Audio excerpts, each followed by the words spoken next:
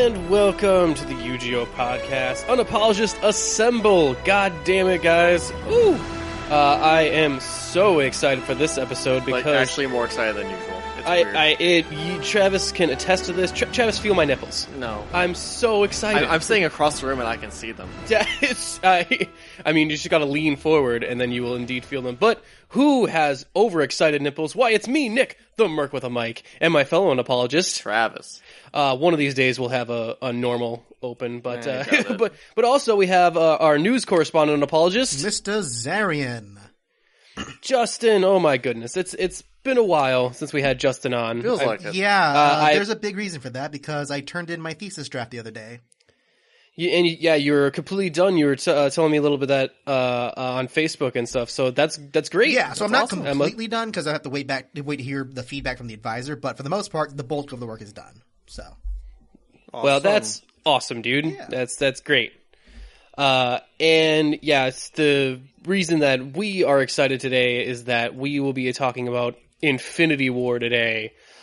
Which I realized that I said that the last episode that this would be we'll have our audio from the Midwestern Gaming Classic up on here, but I forgot that Infinity War happens. I forgot Infinity War comes out, and I was like, oh shit! So I'll tell you what, guys, if you are indeed listening to this and you were at the Midwest Gaming Classic, which we had so much fun with you there, all that audio is actually up on YouTube right now in video format because we actually took a bunch of video while we were there, and we actually didn't lose almost any of it. So if you are interested in that content, it's watching us play some games like Princess Bride, Anime Pitch, and Super Fight. Super Fight was really popular. Then you can go check out that on our YouTube page, as well as some of our other content that throws up there, like our trailer talks and whatnot. That reminds me, man, we got trailer talk today, too. Cool. I thought we didn't have it for today, but then Sony had to drop that Venom trailer. Oh, God. And, I mean, hey, at least they showed the motherfucker this time. At least we now know it's called a symbiote instead of a symbiote. Oh my god, that drives me crazy. It really did. And they say it like 3 times in the trailer. Like, we call it a symbiote. And like, do you mean a symbiote? I'm sure symbiote is like legally copyrighted by somebody, so I'm sure they're trying to we don't want to make it seem like the other thing, so it's a symbiote. That way it's technically not violating anything. This movie violates many things. What a bummer. But anyway, yeah, we will have our spoiler-free review of Infinity War up later in the episode, because at this point, we have not seen it, because that is the magic of editing. Lie to them, Nick. Lie to them. No, we have seen it. It was amazing. Or surprisingly disappointing. Whatever, I'll throw whatever audio in there that I need to. And it'll be that awkward too, just very disappointing. But yeah, so we are very excited for that. We are waiting for our buddy Kyle, because we're all going to go see it together. I was so excited, I was sleeping. Well, we're going to go see a later showing because we have to go all see it together, because we all started this back in 2008 when we all went to go see the first Ironman together. Like, we all went to go see it for my birthday, back when Marvel movies used to come out on my birthday. Your B-Day. They usually do. This one just got moved up. But yeah, I figure that's all everyone's going to want to talk about anyway, so we might as well talk about it. And we will probably do a spoiler section at the end there, but like a small, probably spoiler one, because I want to... Shut up, Nick. You don't know what's going to happen. You haven't seen the movie yet. I swear to God, if it turns out that Black Widow is a Skrull, like this is not spoiler, guys. If you're listening to this right now, I'm gonna fucking bring earplugs. I don't know what happens, but if Black Widow is a fucking Skrull, I will be yelling in theater. I will be doing laps. God, I feel like I should actually just text Patience and be like, "Do I have to bring earplugs? How bad is it?" Woo. Okay. Oh, speaking of Patience. We just did a Netflix and Kill with our buddy Patience that will be up Monday, so check out some of our Netflix and Kill shows. And that one will be for a Killing Ground. Mm-hmm. And for those of you who also might be unaware, we have launched our Patreon page, in which you can listen to some of our Netflix and Kill commentaries, where we will, give me and Travis usually watch the Netflix and Kill movies together, so we thought, why don't we just record our live action thoughts and reactions to it. And then we had Patience pick the first movie. Then we Yeah, that was a mistake. Okay, A decision I immediately regret. We are kidding patients. We love you and your interesting taste in movies. I mean, she did pick Train to Busan that one time, though. That was a great... And Travis didn't watch that one. No, I wasn't here for that one. That was a good pick. Yeah. That was really fun. So not all her picks suck. No. Even the ones I've seen, not all of them suck. She just has a weird thing for camping and couples. I tell you what, it says a lot about her relationship. If I was her husband, I would be very concerned. Having met her husband, I'm sure he's not terribly bothered by it. I see. Well, he is a fool. But yeah, anyway... also, we are launching a new show called Movie Pass or Fail, in which we are going to be using a movie pass. I'm going to finally get one of those, and I'm going to catch up on some of the movies we don't cover on the regular show because we just don't have the time. Our first one is already up, and that's a review for A Quiet Place, which we saw, and it was a very interesting film, so you can go to our Patreon page and check that out. And man, all this great content. How much do you have to pledge in order to get all this content, Travis? $1. $1?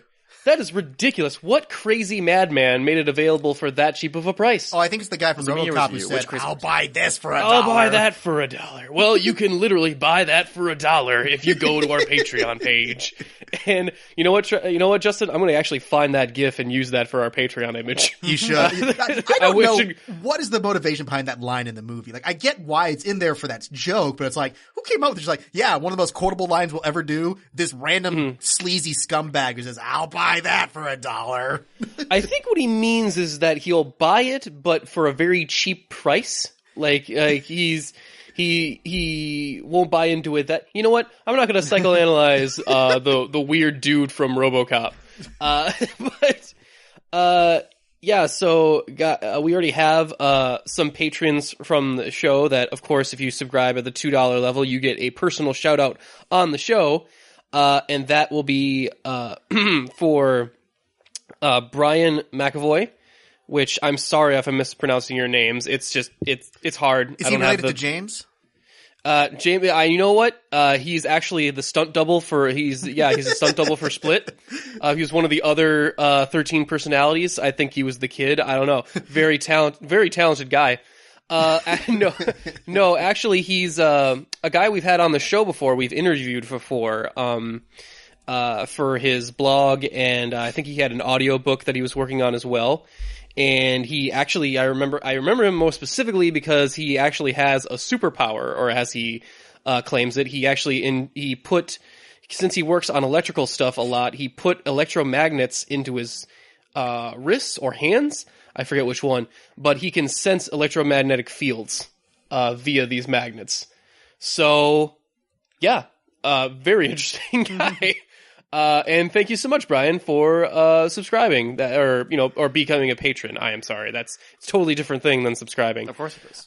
Is it really though? It is. I'm pretty sure. Different. I think legally I have to say that it is. So I'm going to go with that. Justin, it'd be like typing out a small sentence in less than 240 characters and not calling it a tweet. That's just illegal. It's verboten. It's verboten. And also our other super unapologist level is Anthony Ross, a guy I don't think we actually have on the show, or if I have, I don't remember you. I am so sorry, but I'm pretty sure we haven't. But he is. But call him out on it. But also, yeah, he is one of our new patrons as well. So thank you. Just wanted to put that out on the show. On the show that they don't already have access to, you mean?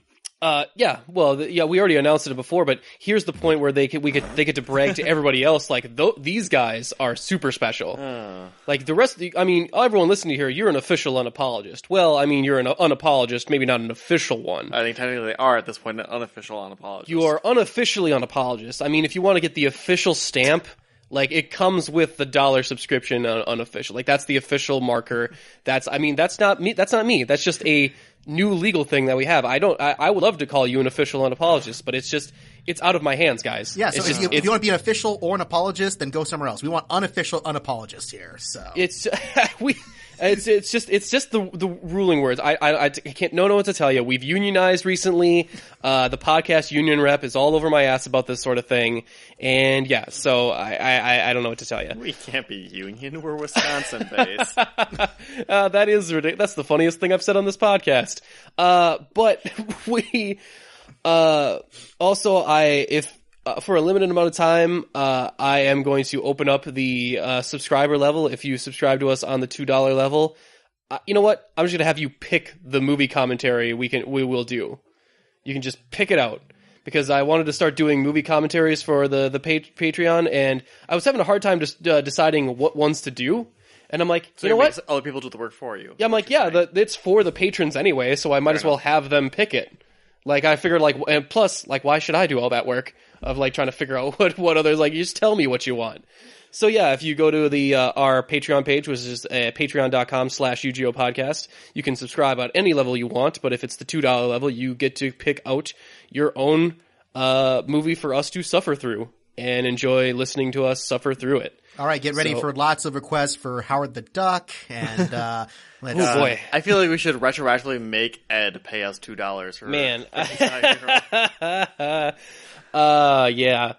But anyway, with all that nonsense out of the way, if you'd like to support us in a non-monetary way, you can do so by just, subscribing to us on iTunes, maybe give us a review on iTunes. That helps out a lot with visibility and stuff. A 5-star review will get whatever is put in there read on the show word for word. That is my guarantee. Also, you can just, like us on Facebook, follow us on Twitter at UGO Podcast, or our Instagram. That's the same thing. We're going to be doing a lot more convention episodes this summer, so check us out there and follow along. And yeah, with that, I think we can just get into the show. So quick, just how we doing segment, guys. I want to know what's everybody doing. What are we all watching? What's going on? Justin, since you have been absent for a little bit, I'm very curious as to what you've been up to, other than your thesis work. That's mostly what I've been up to, sadly. That is all he's been doing. But, we did a recording of The Breakfast Pub with you, Nick, a little while ago. That was fun. That's true. I almost forgot. I should have mentioned that. Yes, we, for oneofus.net, you can go over to there and look up The Breakfast Pub. I think if you subscribe at the $5 level? I think. Oh yeah, I think it's about $5, I believe. I work there. I don't need to subscribe to that stuff. That wasn't worth it. No. I mean, I don't need to pay for it. It's only it's a few dollars, kind of like Nick's stuff here. But yeah, so basically, if you subscribe for about $5, you get basic access to all of our news commentaries where we talk about the week in review, we talk about trailers, that kind of stuff. If you pay more though, there's a lot of exclusive content, including a new version of the old Spill.com, Leog, roundtable. right? Yeah, the old Leog. I was trying to explain it the right way. But we have it called The Gathering, which Chris has been doing, bi-weekly more or less now. It's really, really fun. It's just a chance to hear from all your usual types there in the Austin film community and all their friends. And just this week, they had C. Robert Cargill on in one of the parts of the segment. So they got a chance to geek out with him and talk about a bunch of stuff. Which, if you know, C. Robert Cargill, other than being an old Spill critic, also wrote Doctor Strange, or co-wrote it at least. So, yeah, he also wrote Sinister. He has a big book series of I think it's called Queen of the Dark Things. I believe. Well, it's one of the entries. Yeah. He has actually really good book series. I've actually read most of them, I believe, and they're actually really good. He's also one of the co-hosts for one of my favorite podcasts, which is Junk Food Cinema. Yes, indeed. Him and Brian Salisbury. Cool. So. Yeah, but then otherwise, I'm going to see Isle of Dogs tonight. I'm going to be the guy who's not seeing Infinity War until probably the 11:20 screening. So okay, that's at least my plan, because I'm like, hey, look, no one's going to shell out for real 3D, and if I want to get both of them in tonight before tomorrow morning when everyone's going to flood the internet with Infinity War spoilers, I might as well do that. So. For sure. I have on the social media blackout trying to avoid those fucking Infinity War spoilers. Yep. So thankfully, most people my feed are pretty, tame and controlled about that. But you never know. There's always going to be that one person, I just keep finding all these weird BuzzFeed articles on there. Like, do I really need to know about the Infinity Stones, or do I really need to watch the other movies? I'm like, fuck off. I mean, well, this movie you kind of do. From everything I've read, if you are not caught up to all the Marvel movies, at least the most important ones, you will not get this movie. Like, they make references to all kinds of stuff that are dependent on you knowing your Marvel. Mm-hmm. So I mean, yeah, there's like 15 to 20 different main characters in it. You're going to have checked in on a couple of them. Also, if you haven't watched those movies, why the fuck do you care about this movie anyway? No, seriously, that's the thing. It's like people complaining like, oh, it feels like there's so much they're not, I'm not a big Marvel fan. It's like, this movie's made for big Marvel fans. They assume that you care enough to pay attention to all this stuff. Look at the box office to all the other fucking Marvel movies. It's actually fair to assume that everyone has seen them. Pretty much. Even me, the only one I haven't seen is Thor: The Dark World, but I don't think I need to see that. Oh, you don't have to see that one? Yeah, fuck that one. Completely missable. Yeah, just fuck it. I don't think Malekith is going to get referenced in Infinity War anytime soon. No. You know what's interesting, though? I went back to go watch a lot of the Marvel movies to prepare for this, and I was watching Iron Man 2, and while Iron Man 2 is still one of the weaker Marvel films, it's surprising how much it sets up in there. Like, it does a lot of piece moving around. Oh, yeah. It does a lot better than Iron Man 3, so... And it's like, I mean, so I actually feel like Iron Man 2 is like, it actually is kind of necessary to watch it in order to get, like, what is going on with, like, War Machine and Tony Stark's, arc reactor technology. And, like, there's Black Widow, S.H.I.E.L.D. There's I think one of the things that makes that film weak is all of the setup for the future movies. That's what makes it so weak. But also, it's also what kind of makes it a necessary watch for the film. So it's kind of a double-edged sword. Yeah, that's the problem. It's also, I don't even think it's a bad movie because it has all the same. Me neither. I actually, rewatching it, I was like, you know what? There's some really good stuff in here. Yeah. I've always pretty much said that it's not that it was a bad movie. It's just completely forgettable because nothing. Yeah, only minor things happen that, I mean, they're important, but they're all not important now. Yeah, like Mickey Rourke, Sam Rockwell, and all that stuff, completely insignificant in the long run. But the other stuff, the minor things, end up being more important to the major story of the MCU. So, yeah, I really wish they'd bring Sam Rockwell back as Hammer. Like he was kind of fun. They did in the short film they made with Ben Kingsley's character. Oh shit, that's right. I forgot he has about that. one scene where he shows up as a stinger joke because I think they realized. Yeah, no one really liked that character, but we gotta acknowledge him. He is here. Okay. He's one of the few villains who didn't die in the Marvel Universe.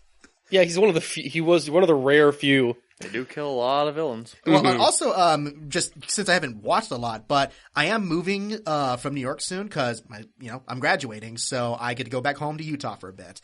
But cool. I hit up my recent, my favorite place I like to visit to in Syracuse, the Soundgarden, where it's a place where they sell used and new movies and music, just in general. So like you can find some classic movies for like $5, $3, $7, which is a good deal. So I decided to splurge because I got a good payday and I bought a ton of films I can retroactively check out. Among them being Paddington 2, which if you haven't seen it, it is fantastic. Just as good as the first one, in my opinion. Kind of some Oscar nominees like Molly's Game, Phantom Thread, and one I picked up just on a whim because I heard it's actually not that bad. The new Suicide Squad movie, Hell to Pay. Oh, Hell to Pay, yeah. You know what? I forgot that one even came out. I did not even hear if it was any good or not. About it. Yeah, the funny thing is like DCU does have an established cinematic universe, just it's all straight to video. Because all the recent cinematic films, like the Teen Titans movies, Flashpoint, all those films, they are all set in the same continuity. So yeah, all those, like ever since they rebooted for the new 52, they've set all those in the same universe, which I find very confusing for the Teen Titans, because it's like, oh, superheroes have only been like around for a year, and I'm like, wait a minute, then how are there a bunch of fucking sidekicks running around? Like, yeah, there's some inconsistencies here and there. Like, I think if you only watch like those films, not the Assault on Arkham, which is technically part of the Arkham continuity.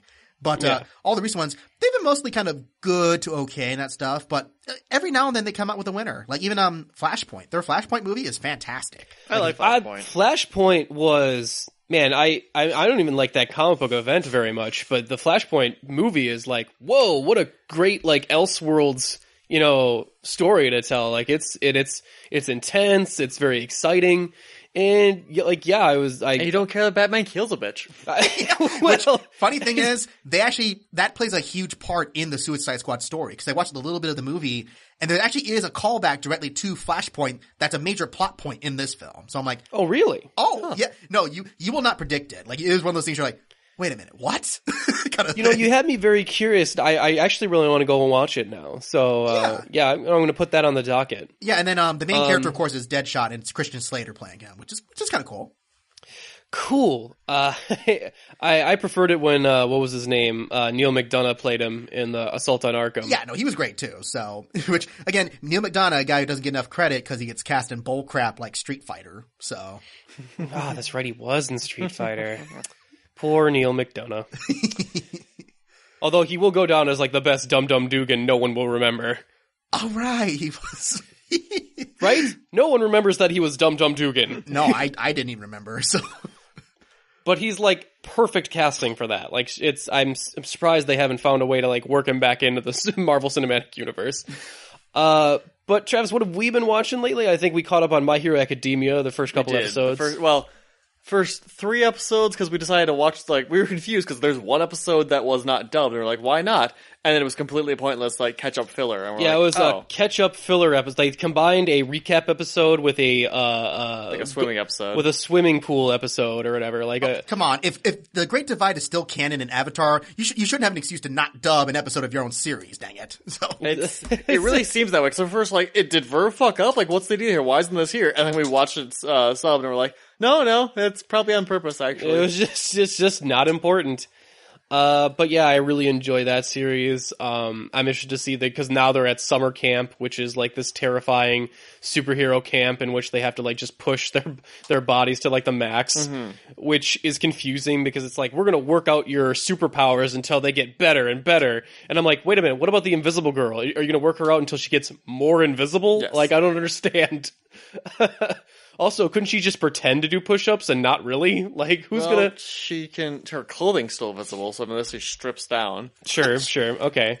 I mean, it is an anime, so it's only a matter of time, but... True. Well, she's stripped down already. Okay. Yeah, I'm assuming she runs around naked, right? Like, unless does she have a special suit where... She's wearing clothes, like, anytime you see her, she has show. Well, I mean, when she does her invisibility thing. Yeah, I don't know. I'm guessing she's naked. Does she have a special suit where it turns invisible with her, or is she naked the whole time? You know what? I don't remember if they've established that or not. You know what? It's probably better that we don't know. But we also caught up on Steven Universe. We were excited about that. I'm just not curious at all to watch Steven Universe. I don't know why. I just feel like I'm kind of pushed away from that series. Just like, look, I'm sure it's great, but you guys make it not fun to watch. So good. I mean, you should watch it now before it doesn't become a big deal where inclusion in media will at some point be so commonplace that Steven Universe you might look back on Steven Universe and go like, oh yeah, this was the first to do it, but now we're all doing it. But right now, it is the most progressive, revolutionary animated show out right now. With maybe the slight exception of Rick and Morty. I'm not sure progressive is the right term for Rick and Morty, but... No, I mean, Rick and Morty is more like changing the game narratively and like kind of like with its own mindset sort of style. Like progressive is more Steven Universe's bag, but also it's changing up how just the structure of an animated show. I don't know, hard to explain, but I actually hold those two, like, they're actually very similar in certain aspects, even though they couldn't be more different. Just a bit. A little different. Including including the douchey loudmouths on the fan base with both of them. I'm not sure what it is with that. That's why I'm not crazy about it, where I'm just like, I've seen some of the stuff the fan base talk about, where I'm like, you guys seem awfully hard to please and kind of unpleasant to talk to in sometimes. Yeah, I really enjoy that show. I'm a big fan, and I'm enjoying the new episodes that are coming out. We just saw one of the new band coming out with Sadie and the Sadie Killers or something, or no, Sadie Killer and the Suspects. That's right, which is a great band name. Fantastic. See, anything else that we? Yeah, we've been watching Lost in Space. Oh, Lost in Space, that's right. We're not quite done with it yet, but the budget on it is very impressive. The sets are amazing. Just looking at it. I mean, if I have to... there are certain things about it that I'm a little annoyed by. Like, there's the whole... Everyone treats the dad like shit, even though there was a whole episode just about how awesome the dad was. Yeah, but then there's like the next episode basically like, oh, I abandoned you to go to war. Sure, but he was at war. Come on, give him a break, man. But and it's that traditional Disney thing of like, Dad, you were never around. It's like I was doing stuff. I was doing keeping stuff you important. safe, you ungrateful little turd. Yeah, except for this one's a little bit different because he finished his stint at war and then voluntarily went back. Mm-hmm. Yeah, but that is revealed an episode after the cool one, so it's really confusing where the dad will show up, walk into a room with a dead alien he just killed, and is like, "Hey, I just saved us all from this," and they're all like, whatever, Dad," and I'm like, "Are you kidding me?" I mean, he did like barehandedly strangle an alien eel, so that was a thing. Yeah, and it's like, "Are you kidding me?" He'd win dad points for the rest of the year for that. That is. In just the whole rest of that episode, he's just being a badass. And man, yet 21st century kids, man, or 22nd century kids, they're just so hard to please. They're ungrateful for everything. Also, I don't know what Parker Posey as Dr. Smith, I don't know what she's doing. She is baffling to me. Okay, I've heard that's a common complaint. Like, to be fair, I've not seen the series, but I've heard a lot of reactions, and everyone seems confused why we should care about Dr. Smith. Like, they haven't given us a reason to care yet. As far as I can tell, she's trying to kill everyone. She's supposed to be this self-involved, like, everything is for her own self-interest, and she's manipulating people in order to further her own goals. The only thing is that we don't know what her goal is, and if it's just for her to survive in this new location and for her to be, working with other people more so that she is around, she does stuff where it actually almost actively goes against that. Yeah. Like, some of her actions are just baffling to me. Like, I'm like, instead of doing this, why don't you just keep your head down and just pretend that you aren't like here? Like, you're drawing a lot of attention to yourself. Mm-hmm. And because she's lying about who she is, I mean, that could only, I don't know, for maybe. Well, we already have two characters that know she's not the Doctor. Yes. And I don't know. Maybe they'll explain it near the end here, but I'm just confused as like, I don't think your actions are making much sense to me right now. But yeah, that could have a great payoff. We don't know. Yeah, we to be fair, we are not done. We are not finished. But I do like that robot though. I'm liking that robot. Especially where the kid had to old yeller him at a certain point. Yeah. Spoilers. Okay, so why does he? I've heard people discuss the scene where they find him, that stuff. How does he learn danger if he's not aware of the English language? That is a fantastic question. Because I thought the same thing was like, what's that? What? Like, because the kid said his name, Will Robinson. Mm-hmm. I'm like, okay, maybe he's just repeating the name back. But I'm pretty sure Will didn't say danger. Like, I'm almost positive he didn't say that. Yeah. But also, if he is just repeating stuff like a la Predator or something, then why doesn't he repeat other phrases? Right. Like, he only ever says the two words. So for the meta level, I know it's just because the creators want him to say his catchphrase, "Danger, Will Robinson." Yeah, but if that's the case, that's very lazy. So, and like, it's still, I know that's the actual reason, but as far as in the plot of the show, I have no idea. Like, they do the robot being a more dangerous character though is very interesting. They showed him as some sort of front runner for an alien race. Yeah, that is like their vanguard of fighters. And he is the reason that the spaceship crashes, and they show him at one point killing crew members, and it is horrifying. Like, anytime he gets threatened, he goes into like this. It's kind of like a dog with the hair sticking out the back of his neck, except it's like giant metallic arms and tentacles, and it's kind of terrifying. Yeah, and then he shoots people with like this incendiary rounds or something to where it looks like their insides are burning out. Like, it is like fucked up, like, whoa. Well, we even get a character talk about how she was holding like her husband's hand, and then she couldn't let go because it melted into hers. His hand melted into hers because he was burning alive. Yeah, I know, it was intense.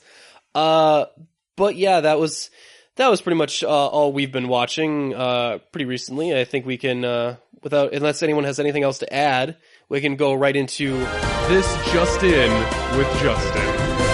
Yes, indeed. Now, the caveat on the news here is that CinemaCon is happening this week, and there's a lot of big announcements, but they're all stuff that only the people at the convention can see or discuss in full.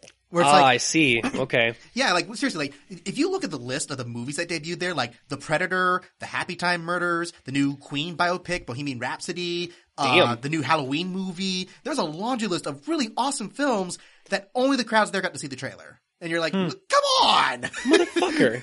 Yeah, so... I actually forgot about the Halloween film that they were making. Yeah. Apparently people were very impressed with the trailer they showed. But, I actually did hear the trailer is terrifying. Really? Yeah, okay, cool. That's to be fair, like, you have to take it with a grain of salt that only these people saw it. So it's Yeah. like, well, maybe it's just them hyping up festivals. But I was funny too, like, wait a minute, Happy Time Murders? You mean that crazy serial puppet murder mystery that's going on with Melissa McCarthy? And everyone's like, it looks kind of awesome, actually, apparently.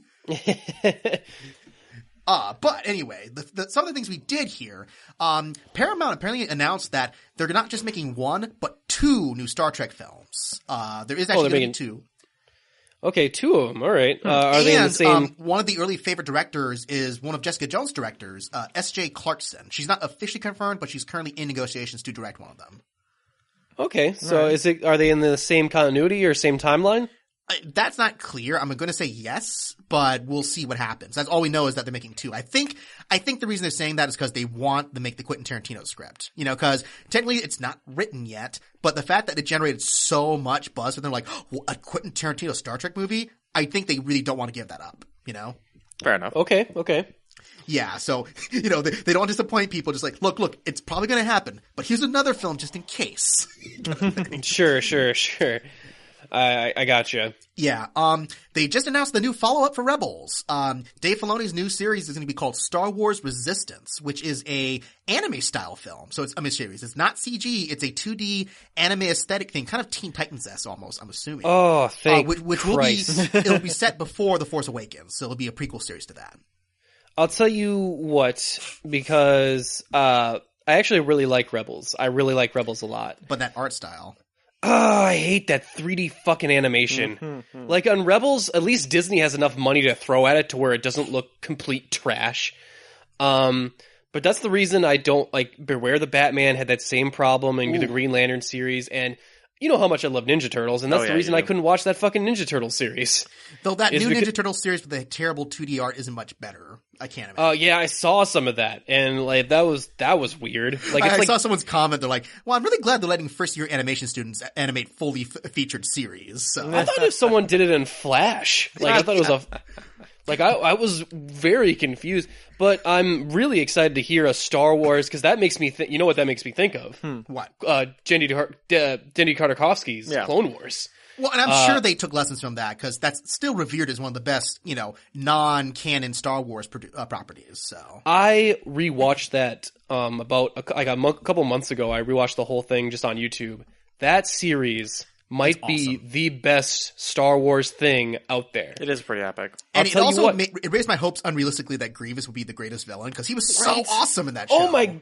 If you guys only know Grievous from the movies, you gotta watch that animated series. You basically don't know Grievous at all. He's built up as this he's the most scariest thing you could possibly think of. He's like a Jedi boogeyman. You wouldn't believe how scary he is. He's voiced by Sully from the Uncharted games.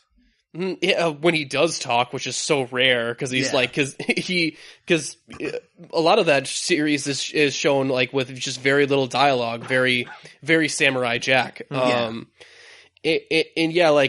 might like that series more than any of the movies, any of the other novels, and any of the other anything.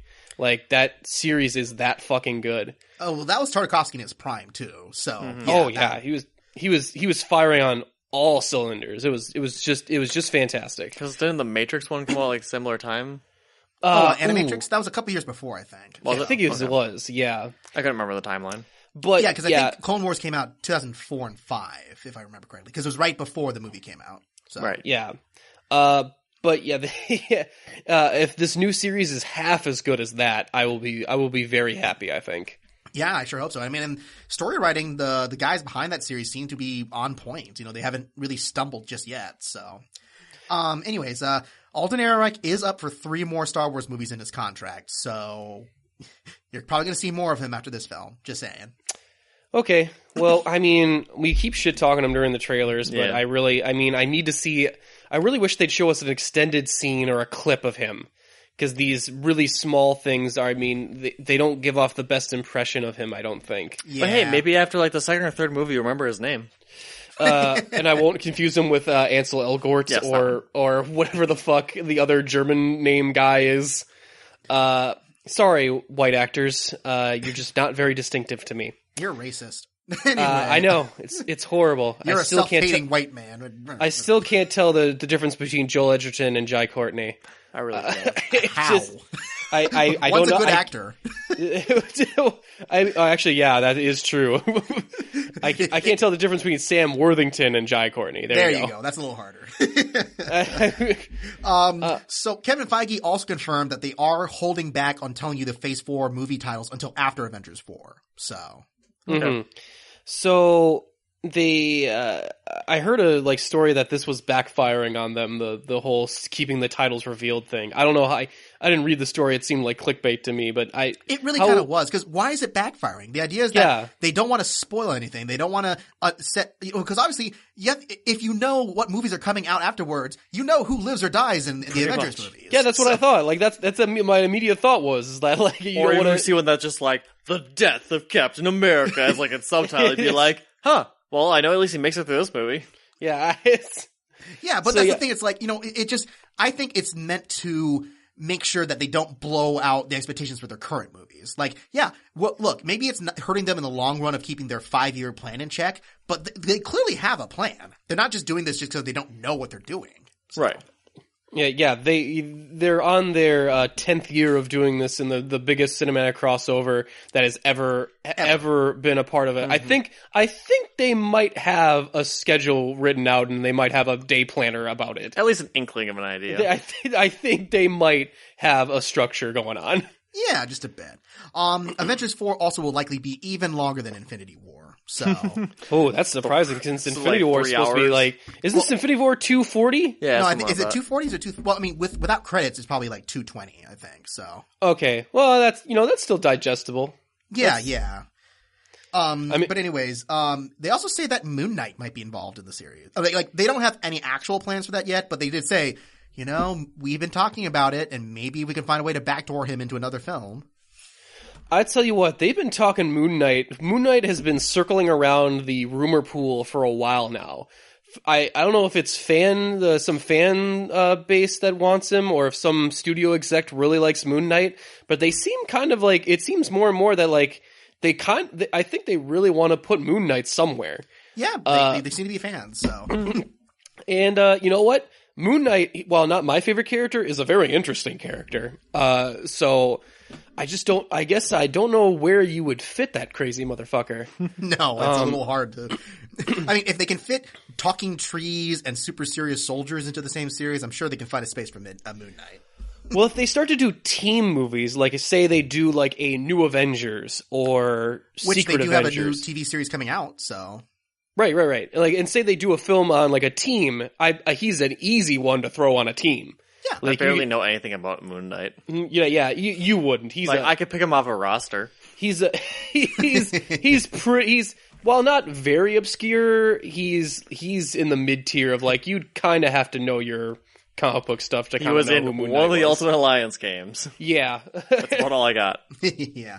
Jon Favreau will return for Avengers 4 as Happy Hogan, because he's kind of a staple now, and he's kind of the dude who made the MCU happen in the first place, outside of he did kick it off there with the Ironman films, and I do like his character Happy. I can't lie, I get a smile on my face every time he shows up. I find him very funny. Would you say you get very happy when you see him? Oh, you fucking son of a bitch. You kind of walked right into that one. Yes, you did. It's too easy to miss. It. But, so then they also say they may include the Fox Marvel heroes, but not for a while. So there's no current plans, but just don't worry, we're thinking about it. Pretty much, that was the big story there. I'm okay with them not immediately jumping into a Fantastic Four movie. Yeah, we're thinking about putting Wolverine into an Avengers film. I mean, we're not sure if we want to make all the money in the world yet, or if we want to save that for later. I mean, I'm still the guy who says X-Men works fine without any continuity to any other Marvel story. I think that makes more sense. But that's well, just me, how about instead of don't add them to continuity, just make it a one-off where it's like, oh, sorry, time portal opened. You gotta deal with it. I agree that the X-Men really make sense in their own universe, but I also know that the most marketable of the X-Men are almost impossible to distinguish between the Marvel universe, like Wolverine and Storm and like and some of the more popular X-Men are like some of people's favorite characters, and they want to see them in a MCU film. Who would not want to see Thor hang out with Storm? I want to see fucking Wolverine versus Hulk. I'll tell you that right now. I want to see that shit. I mean, I want to see that shit live action. Actually, that's entirely possible that they could just make a whole entire crossover movie where just like the beginning was basically heroes fighting each other. Mm-hmm. Because like, oh, some shit happened that they think they're the bad guys or they think they're invading and whoop, start attacking each other. I mean, you basically just described every crossover event that's happened in comics for the last 15 years. Right. You described the last few Avengers films too, so. Yeah. Fair enough. But anyways, yes, so Zazie Beetz will play Domino again for X-Force. They've officially confirmed that now. X-Force, isn't that a little derivative? Yes, but it is an X-Force movie is happening still. Jake Johnson, from New Girl and such, he's going to play Peter Parker in that Edge of the Spider-Verse movie. Into the Spider-Verse. Okay. The new animated film. So, okay, that's cool. J.J. Abrams, apparently he made a big deal at CinemaCon. Like, look, Overlord is not a Cloverfield movie. But we don't know yet because he can sometimes be a liar, so we'll see. Fuck that guy. He is sometimes, try almost all the time. That guy wouldn't know the truth if it bit him on the ass. I know, but they also say that they're trying to develop a actual Cloverfield sequel at some point, one that's actually directly continuity with the first movie. So, well, I heard something about the A Quiet Place actually being a Cloverfield. Yeah, it was originally thought to be one, or I think it was in shop to be one. Oh, okay. No, which apparently they refuted those claims. They said no, we were never actually planning to do that. So, okay. Okay, so maybe there's just a rumor that was debunked. Okay. But speaking of A Quiet Place, the sequel is officially in development now. So, actually, I don't know if I'm excited about that. Yeah. But what do you do? How do you make that bigger? It kind of worked fine on its own. Like, I mean, other than that really awkward final shot, it's like the story was kind of over by that point. It's basically done, and then you don't want to do a prequel because then you have to explain how all these monsters were not be able to killed by the military at all, even though they have a vulnerable weakness. A very glaring, obvious, like, yeah, and how did no one else discover that weak point after all this time? Yeah, that's a film that, like, it's very good and it's very limited space right there, but if you try and expand out, I think it kind of falls apart. Yeah, this movie's great in a vacuum. Yeah. Once you get out of that vacuum, I think it's gonna... Yeah, but Paramount's desperate because that movie was cheap and it made a ton of money, so... Fuck yeah, dude. It apparently was, like, made in, like, 36 days. Which, I believe it, yeah. Or shot in 36 days. Well, you don't have to retake all that dialogue. Like, it's like, sorry, I messed up the line. Nope, that just never happened on that film. Like, it's just... That's a very good point. Makes things move a lot faster. Let's see. Halle Berry apparently is in talks to be the female lead in John Wick 3. Now, I know in talks doesn't mean much, but Halle Berry? Really? Really? Yeah. Huh. Okay. I mean, sure. They had Ruby Rose be a heavy in the last one, so I guess, I mean, Halle Berry is a bigger name or whatever. I just don't associate her with these, like, big, crime movies or whatever. Yeah. Sam Rockwell is going to join Taika Waititi's new film, Jojo Rabbit, which is one of the weirder film properties coming out, where it's a boy who hallucinates his ideal hero, which is Adolf Hitler, this imaginary version of him, and Sam Rockwell's going to play a Nazi officer. You were telling me about this. What? Yeah. What? No, go back. What is this? Yeah, Travis, like, we've talked about this on the Breakfast Pub a couple times, but Travis doesn't know. Okay, for me and the rest of the audience. Yeah. Okay, so for the rest of you guys, so it's a little boy who... I think it's either set in Nazi Germany or around that period, and he is lonely, so he decides to picture what his ideal, best imaginary friend would be, and it's a version of Adolf Hitler played by Taika Waititi. Awesome. So, yeah. I mean, some people are worried about it being offensive, but I certainly hope it is. When I hear Taika Waititi playing an imaginary friend Hitler, I'm kind of like, yeah, I immediately want to see that. I do not give a shit. I think that sounds amazing. That sounds hilarious. It is very bizarre. But something that is actually kind of cool and apparently is actually happening, Chicken Run 2 is in development. Really? Yeah. Chicken Run 2? Yep, Aardman just announced it. They're saying, yep, it is happening. We are in the works, so. Huh. That is weird. That's a long time. Like, yeah. I think they realized how unpopular Early Man was, where it's like, yeah, you know, people didn't hate it, but nobody loved it kind of thing. Sure. So, I forgot about that movie. Sure. But was Chicken Run that popular? Like, it's developed a huge cult following. Like, after. Really? Yeah, because it bombed in the box office, to be fair, in America at least. But I remember liking it. It's regarded as one of their better films, you know? Like, people really remember that movie. Now, the only catch is, are they going to bring Mel Gibson back? Ooh, no, don't. You know, on the one hand, you say no. On the other hand, people seem to be willing to at least let him try and be other movies, so. Yeah, and I don't know about that. Maybe like, an animated film would be. Well, maybe a voice on an animated film, it wouldn't be that distracting, rather than, what was the one with Will Ferrell and Mark Wahlberg? Oh, Daddy's Home 2? Daddy's Home 2, where they brought back Mel Gibson to basically play Mel Gibson, and we were supposed to laugh at him being this womanizing asshole, and it's like, I don't know how I feel about that. I mean, other actors get away with it who aren't part of scandals, so. I mean that you're ignoring the big part there is that he was part of a very large scandal. Oh, I know, I know. And said some very racist stuff. And I mean, I would avoid it, but that's just me. I mean, who else was in that movie? Who played the female lead in that? Does anyone remember? A British actress you're not familiar with. Probably. That sounds about right. She's big in England, but I don't think if I said her name, you wouldn't know unless you looked up her. But pretty much she does Aardman roles. Like you would see her doing a lot of other Aardman picture stuff. So, and I did like her in it Staunton too. was in it too. You know, the woman from Harry Potter. Oh yeah, okay. Yeah, I might be wrong, but I'll double check. Anyways, also weird sequels.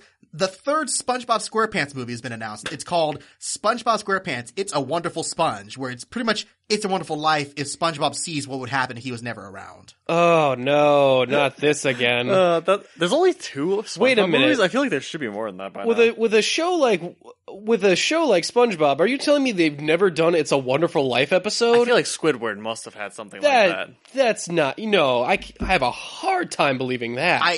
But I don't know. But that's at least what I've seen. Talk about it. The plot details are very scarce still, but yeah. It's a Wonderful Life episodes are like the most common episodes that's up there with Groundhog's Day. Like with the Groundhog's Day episode. Like, yeah, if you're on long enough, your show will do one. SpongeBob only has like 10 minutes to tell any story, so I doubt they can cover it unless it is a 2-parter something. Mm-hmm. Yeah. I don't know. Yeah, I mean, I would say that I'm a little cautious, but I actually kind of liked that last SpongeBob movie. It was big and loud, but it was actually sporadically brilliant in certain ways. Where you're like, wow, that actually was genuinely clever or funny at points. So, I don't think I watched the second one. I think I watched the first one though, and I remember kind of liking it. Yeah, the first one was fine. It was all right. But anyways, Harrison Ford is also going to join The Secret Life of Pets 2. So good. Okay. And they're replacing Louis C.K. with Patton Oswalt, who seems to be the go-to guy to replace things now, because he also replaced the guy who was supposed to voice the unicorn in Happy, that TV show with Christopher Maloney. Oh, okay, yeah.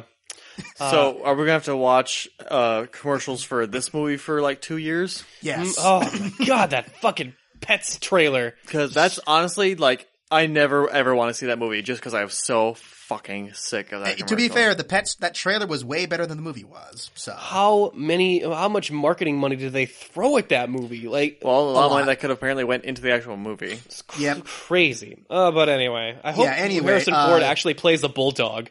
Like he just. If they were really clever, they picked like the most. They had to pick like the most unassuming animal for him to play. Just like, I don't know, Chihuahua or something like that. Yeah, rabbit. No, the rabbit, they already got Kevin Hart to play that the last movie, I think. Anyway, speaking of Kevin Hart, Jumanji 3 is set for Christmas 2019. So. Okay. We'll see on that one. I mean, I really enjoyed the Jumanji movie. Like, it was surprising how good that movie was and how much I was laughing during it. So, there's another one where I'm like, wait, are they going to get trapped in the game again? Or I'm curious how they're going to play that. Because they can't get trapped in a different type of game because it has to be Jumanji related, right? Like it has to be jungle related. Right. And they wouldn't be doing a sequel unless they got all the other actors back, assumedly, unless they're just going to do a complete reboot again. I mean, that's entirely possible. And also, they kind of destroyed the game in the ending of this movie. Sorry, spoilers. So yeah, they fucked it up like the fax machine at Office Space. Like they were like, no, fuck this game. Anyway, this is only just kind of a mildly amusing story, but the guy who motion captured George in Rampage, Jason Liles, or whatever his name is, he's going to play King Ghidorah in the new Godzilla movie. So. Okay, cool. I mean, I actually really liked George in the Rampage movie. Maybe we'll do a movie pass or fail on it, but that was a really good thing on it with just the relationship between The Rock and George the Gorilla. So I thought, like, yeah, it was some pretty good motion capture work, actually. Yeah, I mean, motion capture actors can be pretty flexible with that stuff too. But yeah, I mean, hey, Ghidorah, that's awesome. So I mean, they hinted at him being the main bad guy in the last Kong movie. So yeah, they did go like, the get ready for that 3-headed dragon, which I'm very excited to see what they do with that design. Yeah, that'd be weird. Which also they said that they're going to get 2 other actors to play the other 2 heads. So it's just going to be 3 actors together. That is awesome. That's great. You know what? I find that very amusing. Yeah. Goosebumps 2 has been renamed Haunted Halloween instead of Slappy Halloween to make it completely generic. So, man, that's okay. I get it's a stupid pun, but that's much more interesting than just Haunted Halloween. Yeah. Yeah, no, Slappy Halloween's fun. Like that's exactly the right amount of punny. That pretty much would be an episode of Goosebumps. Yes. Yeah, that would you know, that it feels right. I don't know. Anyway, the new Doom movie that we announced earlier is going to be a straight-to-video movie. So it's not going to be a full feature. They just said, no, it's just going to be a straight-to-video or digitally distributed film. So. Because The Rock made a tweet about being in a shitty Doom movie or something, or like that must have scared them. Finally, we were in a good. I was in a good video game movie, and I should know I was in that piece of shit Doom. Mm-hmm. And I love the Doom. Like, didn't Doom respond back to him like, "Hey, Dwayne"? No, they just said Dwayne, just Come like on. that. Come on, man. Anyway, why you be like that? Speaking of video games, that Witcher TV series is confirmed to be a 8-episode first season and probably will likely arrive in 2020.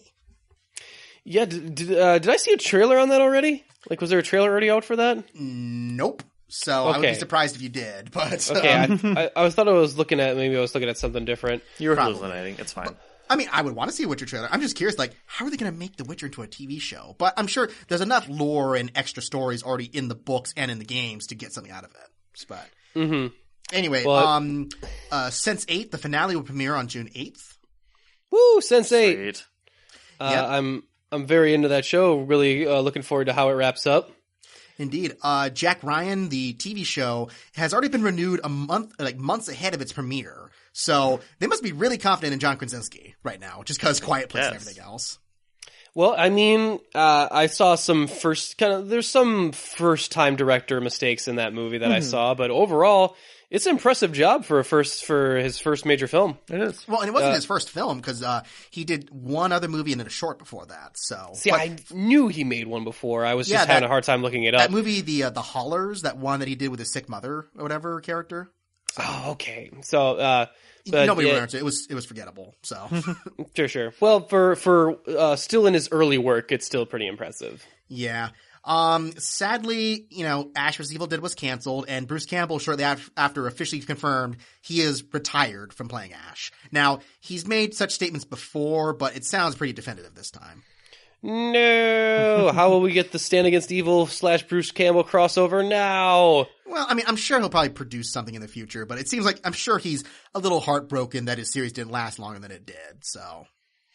Yeah, well, you were on Stars, so, I mean, there's only so much what people are willing to pay. That's what I felt. I'm like, of course it got canceled, because Stars, sure, fine, they let him have whatever freedom they wanted to make the show, but it's Stars. Nobody owns Stars. Nobody subscribes to Stars. Jeez, you should have thrown that shit on the Sci-Fi Channel, and it would have been on forever. Yeah. Seriously, right? WB. Going on to R.I.P., there's only one this week, and it was one that we missed on a recording for Breakfast Pub, but Vern Troyer died at 49, so... Oh, and yeah, that's sad. Mm-hmm. So for those of you who don't know who that is the actor Mini-Me. that played Mini-Me. Yeah. He was not a dwarf. What did he have? There's a certain brand of like a dwarfism like disease that he had that even for dwarves makes them super, super small. Like pretty much, I think they said that he's like 12 donuts high was the comparison or something like that. Yeah, he measured himself in donuts one time. It was pretty funny. Very sad. And apparently he had a very hard end of his life. He was very deep into alcoholism and sex addiction and stuff like that. So yes, he was struggling with major depression at the end there, and unfortunately he could not bring himself out of it. So a very sad end to his story there. Indeed. But yeah, now, one last story though, just to cap it off.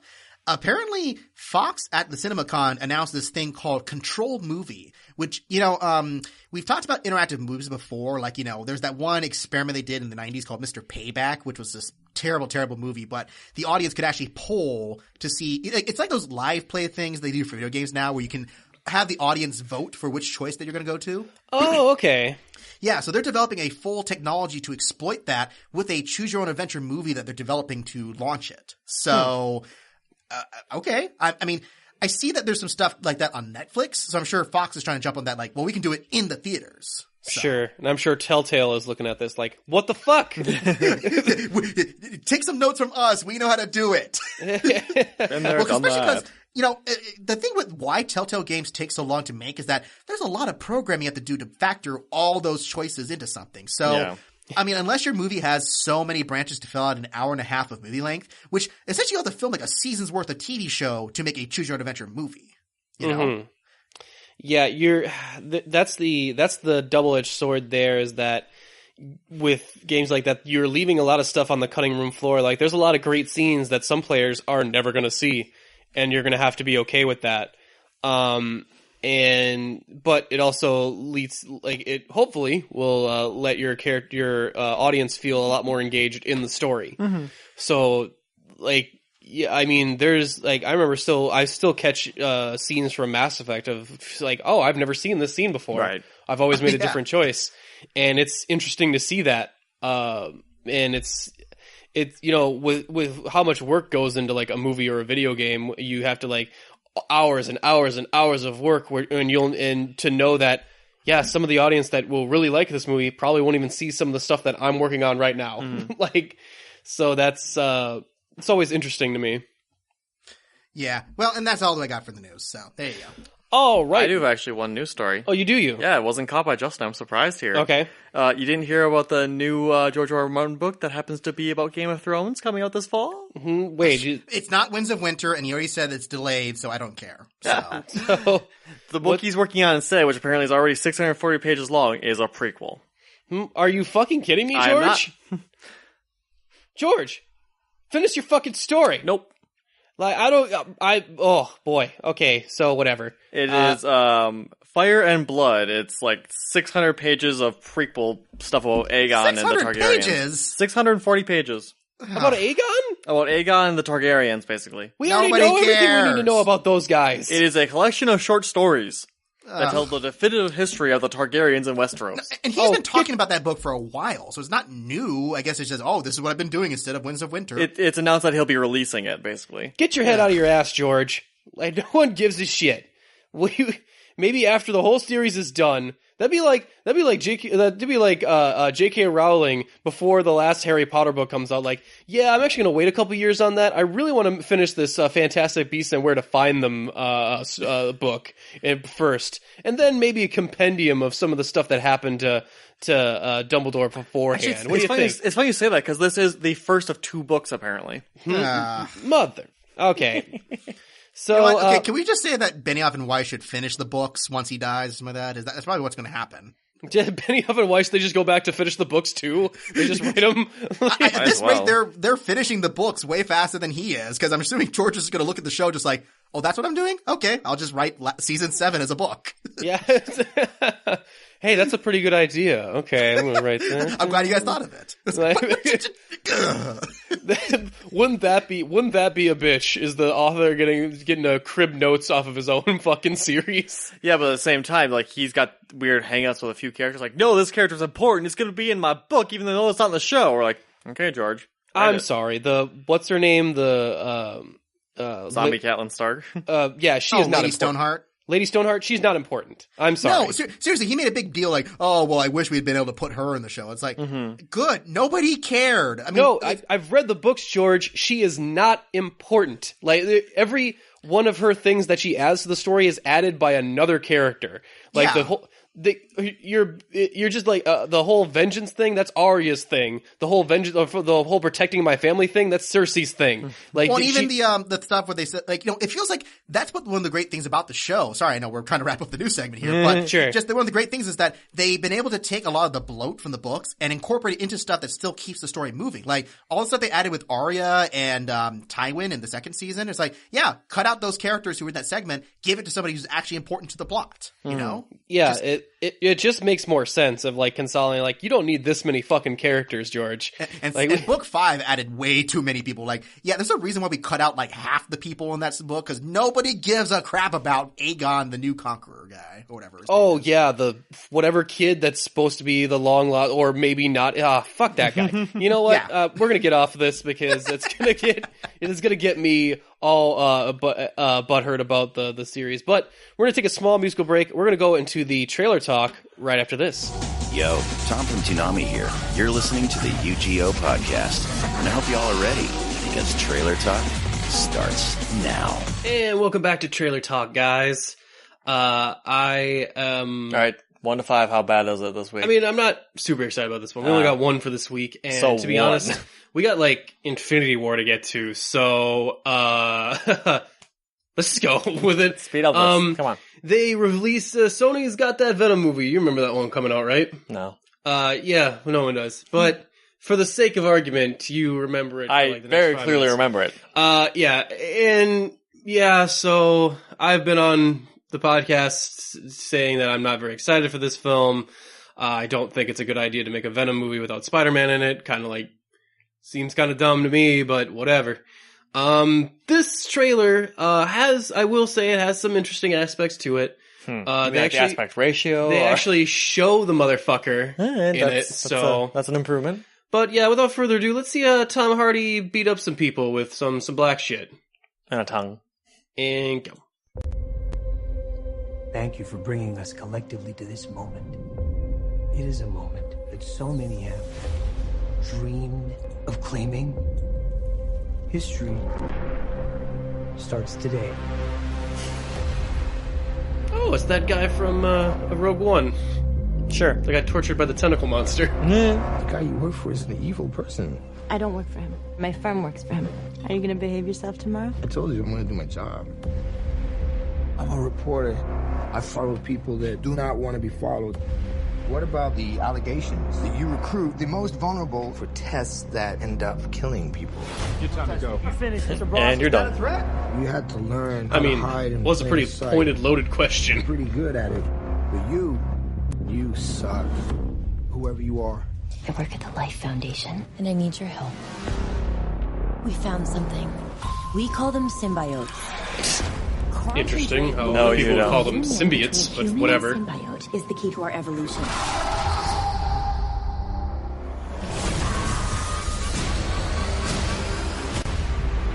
So there's multiple symbiotes? Oh, yeah. I mean, I know there's originally is. It just seems weird for it to start that way.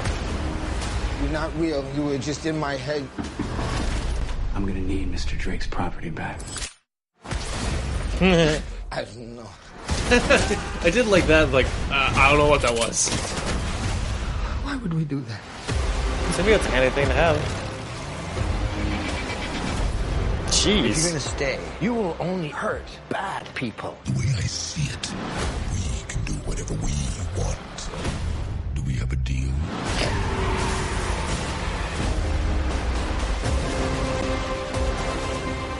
Are you willing to sacrifice Fuck that tree. the one thing you hold most dear? There's a lot of Tom Hardy running through stuff. You should Yeah. be extremely afraid.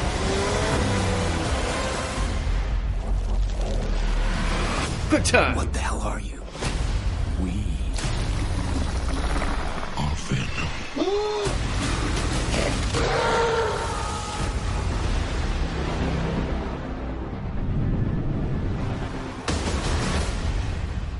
Okay, so that was the Venom trailer. Okay. So, you know what? I'll say some nice things about it. Okay, that's surprising. First off, well, I mean, there's this whole sequence where they have, let's see if I can find it here. they're running through the science experiment, this lab here.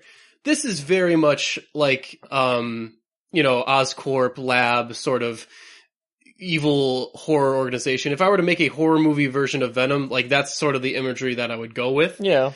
Tom Hardy, I really like him. He's actually a really good actor, I find him to be. And the way he's playing Brock here is kind of a snivelly more kind of guy in some aspects. Like he's... doesn't know what's going on. Like he really, this point where he's, fighting him, he's got this little shrug that I actually kind of like, that he seems really out of control of what he's doing. So that's, I was questioning his casting, but overall they've kind of sold me on him as Eddie Brock. Was it Adrian Patel or something is his name? He's from that great HBO series that I was watching too. He's an interesting villain considering we think of him as kind of like the poor kid in the wrong time, in the wrong place, like from Rogue One. Yeah. So to see him stretching his chops like that is kind of interesting to me. I mean, he looks good in the suit. And then, let's take a look at the final product of Venom here in this full CG glory. It looks kind of silly. He looks pretty CG here. I mean, it's not the worst I've ever seen. But you are correct in the fact that I don't know what it is about it. Like in the comics, it's almost exactly ripped from the comics. It is very latexy. And in the comics it works, but in real life it looks, I don't know, it looks really weird. Yeah. But on one level they are going to what he traditionally looks like in the comics, so that's good. It is accurate. That doesn't make it not stupid. I mean, I don't know, like, cause all of this is like black tongue, like black suit and stuff, but where does the teeth and tongue come from? Also, why the fuck, like, do his eyes look like the Spider-Man suit if there is no Spider-Man in this? Like, that's another question I have of, like, and, I mean, I'm guessing he has tendril stuff and he probably won't have webs or other spider powers. I guarantee he won't. So, there's that. I don't like how generic 90s thriller it looks. Mm-hmm. Like, there's this point where he's being chased by, like, these robots. Yeah, it looks like a generic spy thriller, except for it's got a symbiote in it. Symbiote. Which is, why pronounce it like that? That's weird. Like Justin said, it possibly copyright. I mean, it sounds like, I mean, I was watching, like, it's like watching Santa Clarita Diet again. It's like, we don't know what a realtor is, because we're realtors. So I'm just like, what the fuck is with the emphasis there? Yeah. So I don't, also there's like the aspect where the suit, I mean, I don't know how often he's going to wear the suit in the movie. Almost never. It really looks, never. When he's on the motorcycle and he's whipping people around with the tendrils, it actually looks like that game Prototype. Yeah. Like, it looks a lot like that to me. That basically is what this is. Which, don't get me wrong, is cool, because I kind of like the idea of, a guy who's able to use tendrils, like, whenever. Like, that's what makes Prototype kind of an interesting concept. And it's just the fact that, like, if he's not going to be a full-time, symbiote villain sort of thing, I don't get the point of having Venom be in there then, unless it's like something he's supposed to fight for control on it. Well, they do have him talking to it a lot, so. Right. I don't know. Like, the thing with Venom for me is that the reason he was interesting was that the symbiote itself was what made Spider-Man, like, go to the dark side and be kind of like what would Spider-Man be like if he was an asshole? Mm-hmm. And when Spider-Man rejected him, the symbiote, like, took that personally. Yeah. And it was like, oh, I will fuck you up then. And he took another guy that was jilted by Peter and gave him spider-like abilities and made him better. Upped his power level and made him better. Like, this is what you could be if you just weren't such a fucking goody. Mm-hmm. And, like, that's the dark reflection that Venom is. So without Spider-Man in there, I don't, like... They'd have to really sell Eddie Brock as a character. Sure, like, you'd have to really sell me on Eddie, so... And, I mean, that's not out of the realm of possibility. I already said that Tom Hardy seems to be doing a good job in it. Yeah. The real problem is that also... it's made by Sony, guys. Like, it's off-screen here. They don't got a good batting average, like at all. That last Amazing Spider-Man movie, whoo boy. Let's not even forget when the symbiote appeared in the Spider-Man movies and made Peter Parker dance. Oh, well, I mean, that was probably more Sam Raimi. No, because Sam Raimi didn't want Venom in there. The studio forced them to put Venom in. So, yeah, I mean, I want to be excited, guys. Actually, I really do like Venom as a character. Also, they seem to be going with the Planet of the Symbiote storyline where there's multiple symbiotes. Yeah. They've already said Carnage is going to be the main villain of this. That story is a shitty story in the comics. Carnage is a shitty character in the comics. Pretty much any symbiote that isn't Venom is kind of just a derivative, pale imitation of Venom. It's boring. Carnage looks cooler. Yeah. That's about it. That's really about it. I mean, so... I bring a lot of baggage to it. Like, what do you think overall? Oh, you want me to talk good about this film? Yeah, sorry. Like, you go for it since you've watched the other Spider-Man films. You've watched some of the animated stuff, so I assume you know who Venom is. Well, considering it's like one of your favorite villains, I'd have to. Mm-hmm. I think you hit the nail on the head where they should have just scrapped the Venom idea entirely and made a prototype movie. Yeah, I mean... When I see the motorcycle element, like that stuff is cool. It just doesn't make me think Venom. It makes me think of a completely different movie. So yeah, I'm gonna put myself in the still not very excited camp for this, guys. Sorry. Big old nope. I just don't think you're gonna be able to sell me on this with what you're going for right now. I mean, to be honest, I think I don't mean to be that guy, but unless Spider-Man's gonna be in it, I don't think I give a shit. Mm-hmm. Like, I just don't. And that goes for all of them. That goes for Black Cat and Silver Sable. That movie. Aunt May. The Aunt May. Morbius the Living Vampire. If Spider-Man ain't in there, I don't feel like I really have the deep desire to go see that shit. Maybe Kraven the Hunter. Even Kraven the Hunter, I'd really like to see him interact with Spider-Man. Oh, don't get me wrong, I would. But then again, could make an interesting movie for that. Nah, I'm pretty sure they want Kraven for the MCU films. Yeah, I don't blame them. I'm sure they want that. So, yeah, with that, let's just take another small musical break and we'll go back to the, actually talking about the Infinity War right after this. Yeah, Infinity War!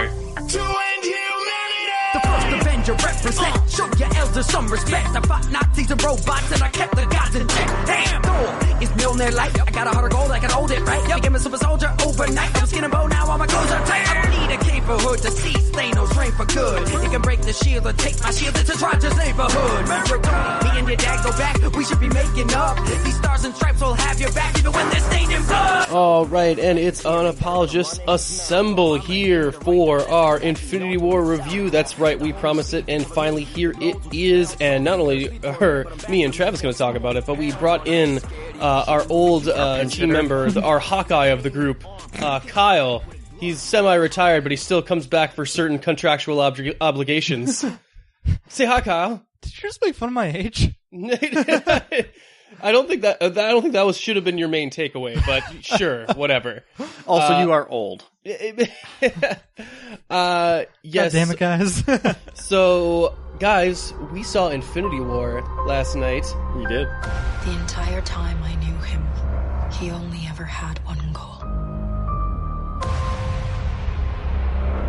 To wipe out half the universe. If he gets all the Infinity Stones, he can do it with the snap of his fingers. Just like that. Tell me his name again. Thanos.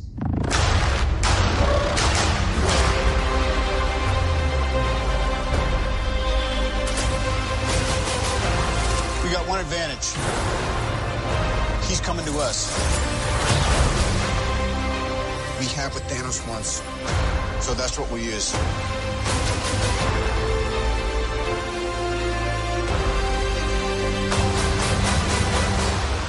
Let's talk about this plan of yours. I think it's good, except it sucks. So let me do the plan, and that way it might be really good. Wow.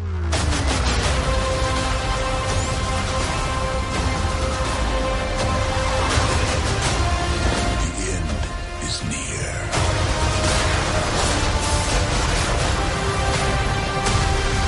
When I'm done, half of humanity will still still exist.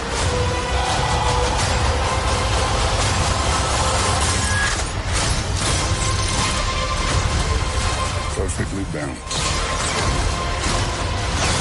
As all things should be. I hope they remember you.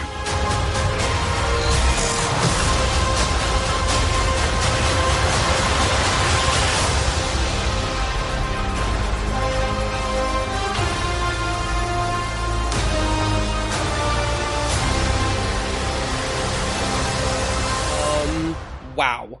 So this is an interesting dilemma that I am in now because we usually keep this very spoiler-free for the first segment, and then we go into a spoiler section to talk about all the spoilers from the movie, but I am very concerned about spoiling this movie overall. I think that if anyone even sees the tagline of Infinity War, if they care, they're just gonna be like, well, fuck you, and turn it off. Sure. Yeah. So I'll tell you what, we'll keep it relatively spoiler-free. We'll keep it to just the main plot stuff. Pretty sure the first 5 minutes is a spoiler. For this, and then we will cut into a spoiler section. But if you want to go in completely fresh, my initial recommendation is, go see it. It's going to be the only thing anyone talks about for the next couple weeks anyway, so you might as well. So, just initial impressions overall. Did we all enjoy it? Yes. Yes? Yeah, Kyle? I have to say I really enjoyed it, and one of the things going into it is that one of the major things that you can complain about for the Marvel movies in general is that there are not stakes in many of them. Well, I gotta say there is a steak smorgasbord. There is some serious...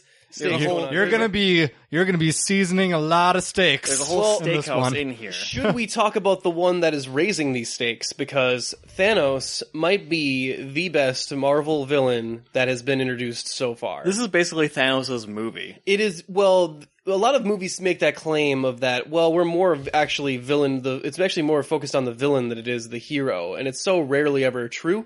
Mm-hmm. In this one, Thanos is the one that gets the most screen time. Like 50% of the screen time is Thanos. He actually gets the most character development out of everybody. Yeah, I actually liked Thanos as an enemy. So. Well, it's interesting because the trailers sell him as this big badass but in the movie, he's actually very downplayed by Josh Brolin. Mm-hmm. Like, he rarely ever raises his voice above a dull kind of authoritative tone. And when he explains what he's doing, because his backstory is actually different than the comics he wants to fuck death basically.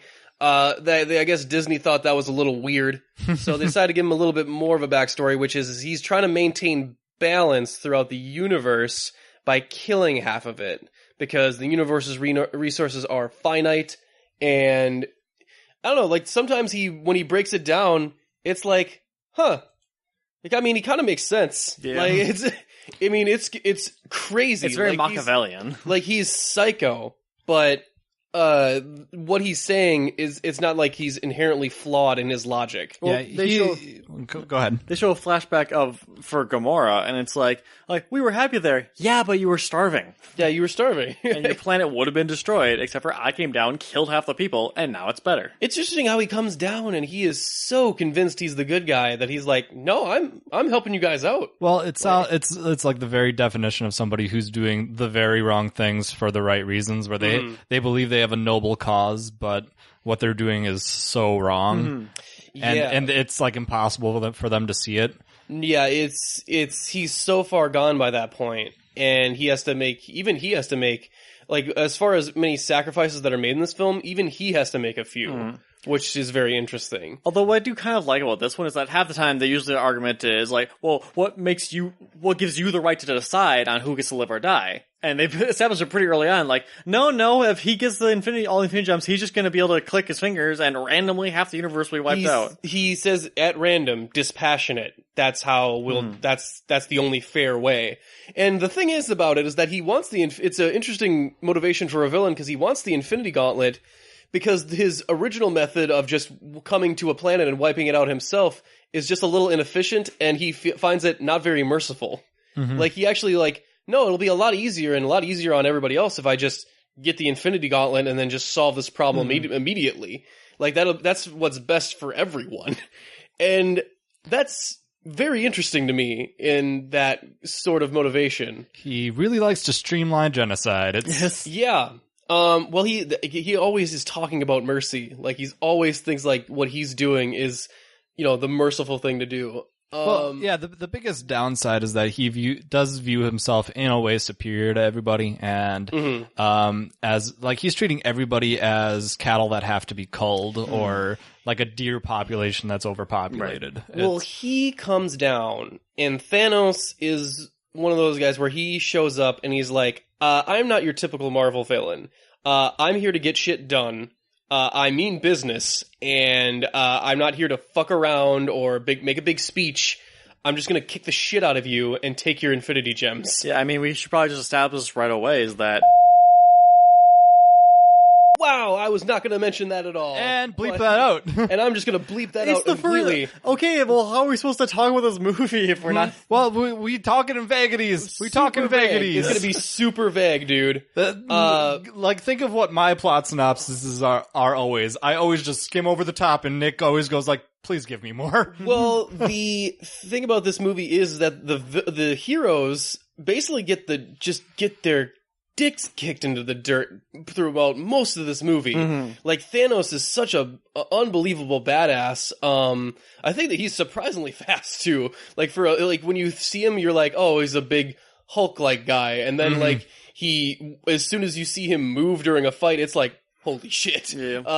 Well, he's like... I actually didn't think he looked too silly either. I thought the extra passes they did on him over the course of editing. They still made fun of him calling him Grimace, but... As far as the performances go, Josh Brolin is, like, knocking it right out of the park where he... Yeah, it was a subdued performance, which is how I think was the best way to... Well, it gives this weight and gravitas to this movie of, like, just having this villain feel like that he's, like, a real dude, which is interesting. But Thanos is, like, ridiculously powerful when he just has, like, one or two of the Infinity Stones. When he doesn't have any of them. When he doesn't have any of them, he can kick the shit out of almost any of the Avengers single-handedly.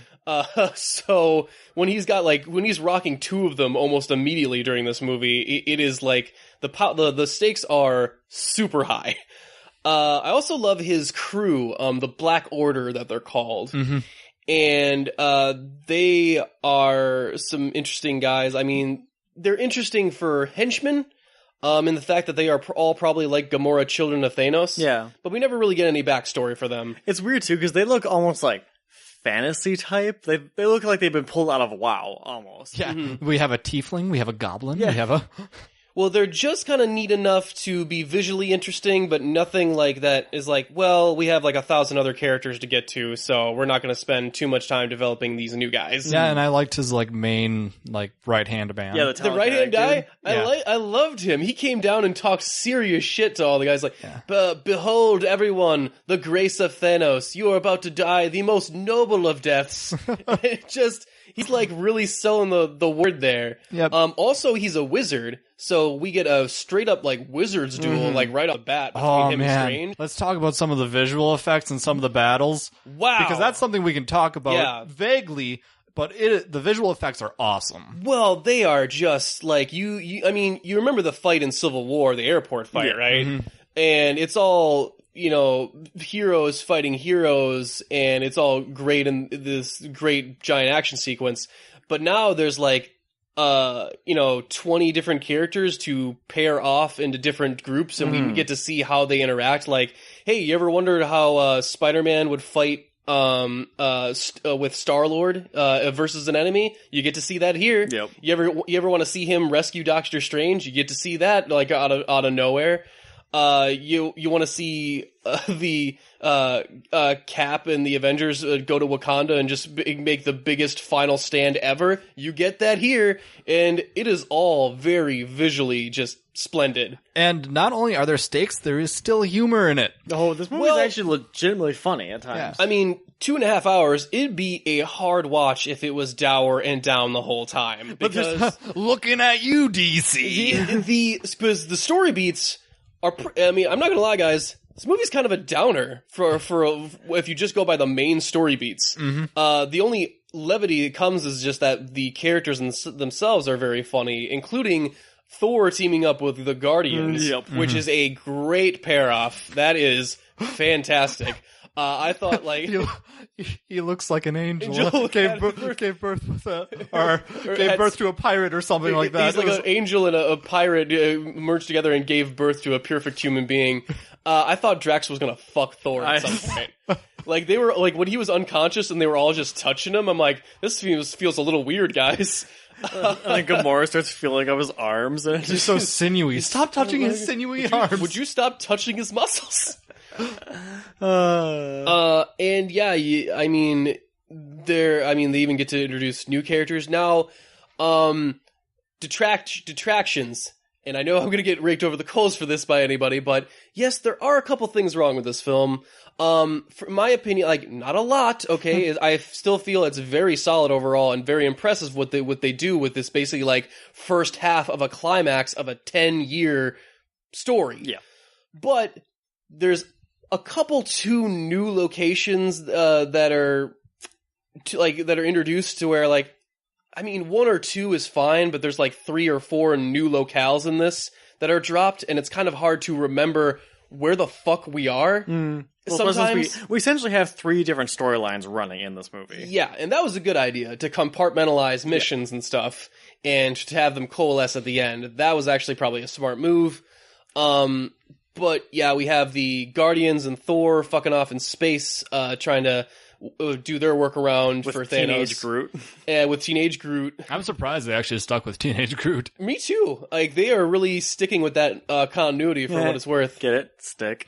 Aha! They have the science bros with Spidey, Iron Man, and they mixed them with the magicians, which I think that's fantastic. I still love just having Iron Man and Spider-Man interact. Oh god, that Doctor Strange fight.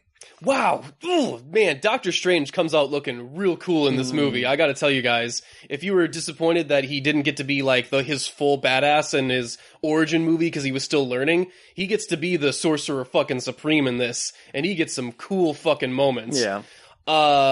And yeah, when we have Cap and the rest of the Avengers down on Earth, mixing up with some of the Thanos forces with, Black Panther and Wakanda, and it's great because we saw this with a theater, and I highly just suggest you go see this with a full theater because it was a fantastic thing. Of people were clapping, cheering when people just showed up. Yeah. Like when people were like when Captain America first shows up, I think I heard someone go, "Oh, y'all fucked now." Like, y'all made a mistake. Like, there was actually, like, as soon as it showed, like, the locale picture of Wakanda, like, people started cheering. Yeah, like, they were like, guys, yeah, it's been like 3 weeks since we saw this movie. Come on. And yeah, everyone gets their little moment in here, which is impressive since they have to balance everybody so much. It's still only like a 2.5 hour movie or something. Yeah, I mean, I think the next one they said might be even a little bit longer, which, I mean, the pacing in this movie, let's face it is a little off. Yeah. I don't know how you fix it. I don't think you can. But it is a little weird. It feels like we are jumping around a couple stories, and it takes a little mental capacity to keep up with it. But for me, it wasn't like too much. No. I feel like, if you're wondering, like, I haven't seen any of the other movies, should I see this one? No. Yeah, that's one of my detractions, and that's what I always say that a movie should be able to stand on its own. This one probably wouldn't. It like definitely can't actually. I mean, maybe if you're just in it for the spectacle, you'll have a good time. Yeah. But these movies are no longer concerned with appealing to newcomers. Yeah. No. Oh, yeah. You are either committed. This is not or where not. you're going to start off. You have to start them at least at Arc 2, probably at Arc 1 still. Yeah, and Phase 1. Whatever. Like, if you have at least to have watched a couple of these guys' solo movies. You're going to have to have watched Iron Man and Cap's movies, and then probably 1 or 2 of the other guys. Yeah. And then you'll basically have the gist of it. But yeah, so that's like one of the only flaws, and I'm of the opinion that I'm actually kind of glad that they have gone away from that to try and appeal to a whole audience, because we've gotten to the point where we have such a long running continuity that we should probably start treating this like actual comic book events now. Pretty much. And yeah. I mean, I was kind of disappointed they actually gave Thor another eye. I liked his pirate look. I mean, well, I get that from a special effects perspective, because it's easier for him to like fight and do stuff with the... But here's the thing. Okay, this is like slight spoilers, but this is what this movie does well, is that it ties in little gags and little bits from all the other romovies and coalesces them into one movie, just like Rocket gathering prosthetics. Yes. And going like, oh, have this eye. I took it off of this one guy. And that's really funny. It really does feel like they sat a bunch of writers down in a room and just thought about, okay, what would if everyone were to interact in a room with all these Avengers and stuff, like what would everyone say to each other? How would they bounce off of one another? I love Stephen Strange and Tony Stark interacting, because they are like such like, wow, they're a little queenie. They are so at each other's throats the whole time. Like it's really fun. Like, did you just say unto hither? Like, are you really leaning on the vase of time stone or whatever the hell it was? There's even a cool thing with Banner's character and Hulk that actually doesn't get resolved in this movie. Well, I think that was part of the establishing stakes, because Hulk gets his ass beat in. I mean, it's if you're wondering why you don't see much of Hulk in the trailers, there's a whole, subplot thing going on with Banner and his duality of a Hulk actually being another personality to him, to where they're actually communicating in this movie with one another, which I thought was interesting. But to me, it seemed like Hulk was scared. I think we'll find that out in the next movie, of like Hulk being like, there's something psychologically going on with Hulk that might be a little more complex than just fear, but we'll have to see that. Oh, also, yeah, this is definitely a part 1, and boy ever is it just a part 1. Things don't wrap up with a nice little bow. They leave a lot of plot threads loose and hanging. It's great. And it's awesome. I love the ending of this movie, because we were in the theater and everyone was fucking audibly upset. Yes, like there was either going to be demand for an encore or a riot. I wasn't sure when which. When the credits rolled up, people were yelling, "Are you kidding me?" Well, yeah, some people clapped, and it's like, "Don't you dare clap! Don't you clap for that! Don't you clap for that!" No, I love that guy. That guy was pissed. My favorite is still the girl who just like, it was a little quiet, and she just screams out, "I hate everything." I hate everything right now. She was my favorite. So, yeah, if you're sorry guys, you're gonna have to wait a couple years for your big final climax to this movie. They are the Harry Potter, it's like the Harry Potter films when they split them up. It's kind of like, yeah, you're gonna have to wait like for the next one. I thought the next one was going to be 2019. Is it next year? Is next year? I thought they planned for the 2 Infinity War movies to be 2018, 2019. They might have pushed it back. Yeah, I thought it was 2 years. Let me get a good quick look on that, because you might be right. I'm working on old news though, so. But yeah, I haven't been so hip after. I mean, is there anything else we can really talk about non-spoiler wise? Because, I mean, we talked about the structure, some of the other characters. Do we feel like anyone got left out or left in the shadows too much? Well, Ant-Man and Hawkeye, because they weren't in the movie. Yeah, and I feel like there was either a contractual thing, or there's just like, there's too many fucking people in this movie. There might have already been too many people. We can put them in the other movie, if anything. Yeah, as far as I can tell right now, it is still set for 2019. Okay. Yeah, I mean, I don't think if I were to take a magic wand and change anything about this movie, I don't think I'd change, like, too much. I would probably cut down a little bit on the Guardians and Thor storyline, because I thought, like, there's a couple complications in there that were like, oh, do we really need this complication? Because we all kind of know, like, it doesn't really lead to anything, because they need to make it to the final battle. So, but it does lead to a great cameo appearance that I did like. There's even like a surprise cameo too from an old character you thought you were never going to see again. Yeah. And it was like, and when I saw that, I was like, holy fuck. And then I thought to myself, I don't think that makes any sense. But then I was kind of like, it's still pretty cool to see him. Yeah. And yeah, I mean, overall, I gotta say, guys, this was a real big ride, and it was a chancy movie, and I feel like will pay off in a big way. I'm gonna just give out my straight rating right now. It's 4.5 out of 5. Right. I think it's almost as good as this movie probably could be, with all the baggage that it has to wield and the what it has to accomplish in this movie in particular, and still set up stuff for the next movie. I find it very impressive. But what'd you guys think overall? Yeah, I mean, I could honestly say that this is actually one of the most terrifying movies I've seen this year, because I was so nervous through the whole entire fucking thing. After a while, once Thanos started to show up on screen, I was kind of like, oh no. It's like, I've heard so many different bets going around, like what would be happening in this movie. I'd be very hard pressed to see if anyone actually got any of it right, because they mess up so many things in this movie, and it's amazing. If you think you know where this film is going, and you think like, I know about the Marvel films, I know what they do. Yeah, I know their usual MO. Yeah, you ain't seen shit. No. You ain't seen shit. But yeah, did you get a number rating for it overall? Yeah, I mean, this movie was fantastic to watch. It was even more fun seeing in the theaters, and God, I really, even if it is coming out next year, it's still way too fucking long. Too long. I'm gonna give this thing a 9 out of 10. It was awesome. Kyle, what do you think? Yeah, any problems with this movie that I have is more of a problem of the format and the structure, but that's kind of unavoidable. And any changes that I'd want to make to it would probably actually lead to even more problems. Sure. So it's hard. Well, I know what my rating is. I give it an 8 out of 10. It's a really good movie. I'd suggest, especially if you're a fan of the Marvel Cinematic Universe, to go see it. But if you're a fan, you're already going to go see it. You're probably not even listening to us right now. No. You've already seen it twice. What are you talking about? You've seen it twice? No. I kind of want to see it again. I was about to say, I'm jealous of you, son of a bitch. I do want to see it again. But yeah, 8 out of 10. Any structural problems that are kind of inherent with this type of big production, where you have to get a bunch of different stories and try to coalesce a coherent story. So yeah, I really liked it. 8 out of 10.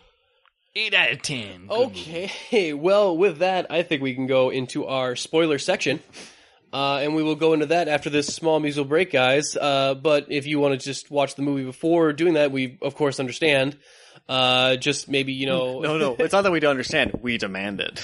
Just want to remind everyone again, in case you want to sign off here, if you want to support the podcast in any way, you can, maybe subscribe to us on iTunes, give us a review on iTunes, maybe a 5-star one. It'll really help us out with visibility. Plus, I'll read whatever goes on that review thing, word for word. That's my guarantee. Also, we are up on Patreon, so you can support us with the monies, finally, which is pretty cool. We're giving, we're recording some new Patreon exclusive audio for that, including reviews, Movie Pass or Fails, which are new movie reviews, where we have one up for A Quiet Place already, and commentaries that we're going to do. We already have one up for Inhumans, and we have more on the way.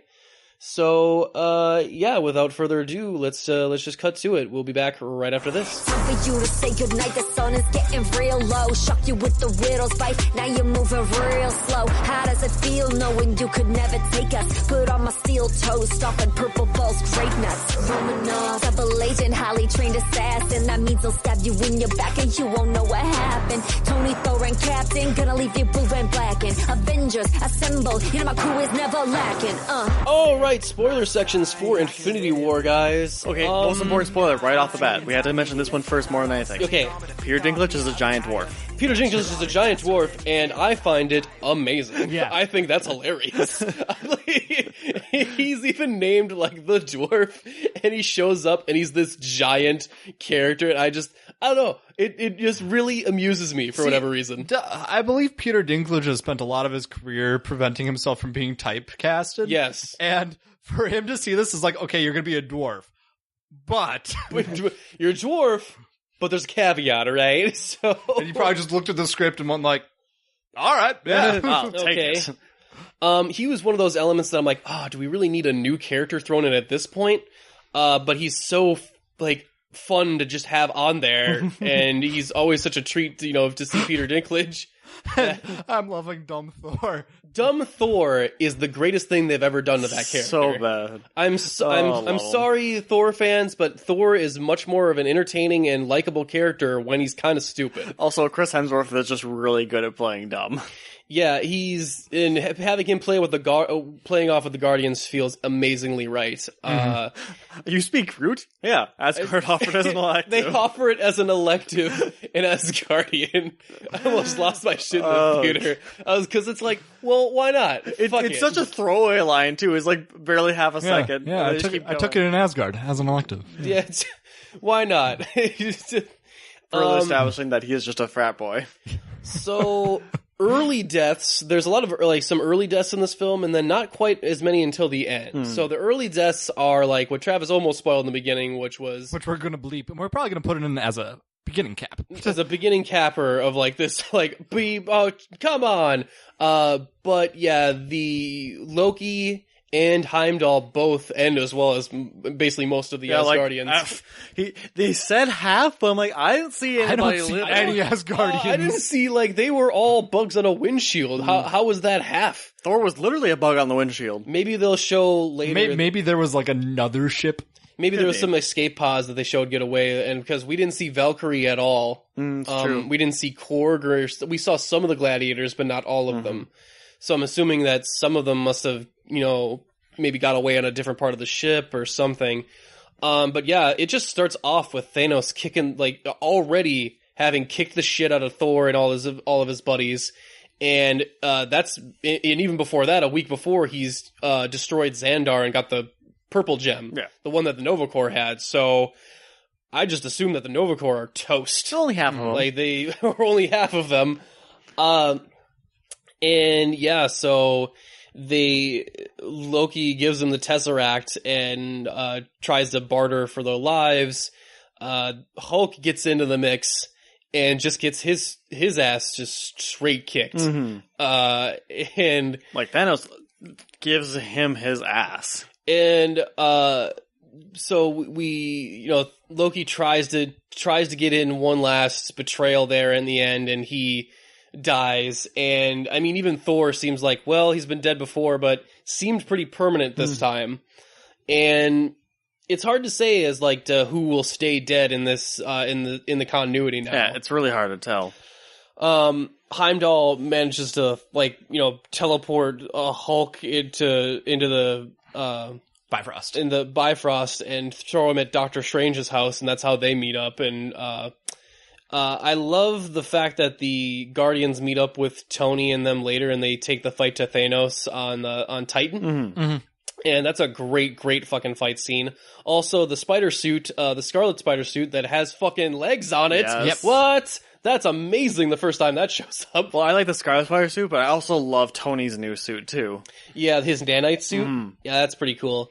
But he's walking around this hoodie and all of a sudden just kind of ripples around him. I'm that's cool. Oh, here's also another thing that was weird in the movie that I couldn't talk about in the non-spoiler section. There's there's a lot of similar beats in the fact that people have to choose between characters and the stones in in a sacrificial type manner in order to keep things from somebody. We do one with Quill and I forget Zoe Saldana's character's name, Gamora. And she basically makes him promise, hey, you promised to kill me so that he can't get the Soul Stone. Which, to Star-Lord's credit, he takes the shot. But at that point, Thanos has, the reality gem. Yep. So so he just changes all gunfire to bubbles. So at that point, Thanos is just fucking with them. Yeah. He's just fucking with them. Well, he had already fucked with them. Because... Yeah, I thought they straight up killed Drax at that point. Yeah, because Drax and... Mantis get ripped apart by the reality gem. I was super terrified because Drax just gets cut into cubed meat. And it's whoa, it's shocking. And Mantis is turned into filleted ribbons. It feels like the reality gem can only affect things for so long, though. It feels like all the gems have some sort of limitation to them, which is interesting because they're not by themselves, they're not all powerful devices or whatever. It's when they come together is when he becomes a godlike figure or whatever. So yeah, he has to sacrifice Gamora for the Soul Stone at one point.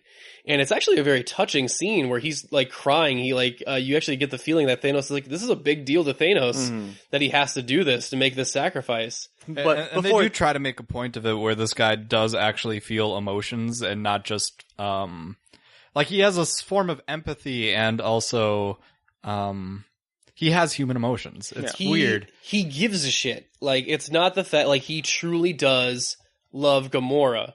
And in his own weird, fucked up way. Even evil people can love, guys. Mm-hmm. And he's a complex, multi-layered character, which is it's just interesting to me how they pulled that off. Although before we got to him sacrificing Gamora, we saw a Dementor motherfucker show up. Oh yeah, the Red Skull shows up. That's where the Red Skull pops up. And it's like, what?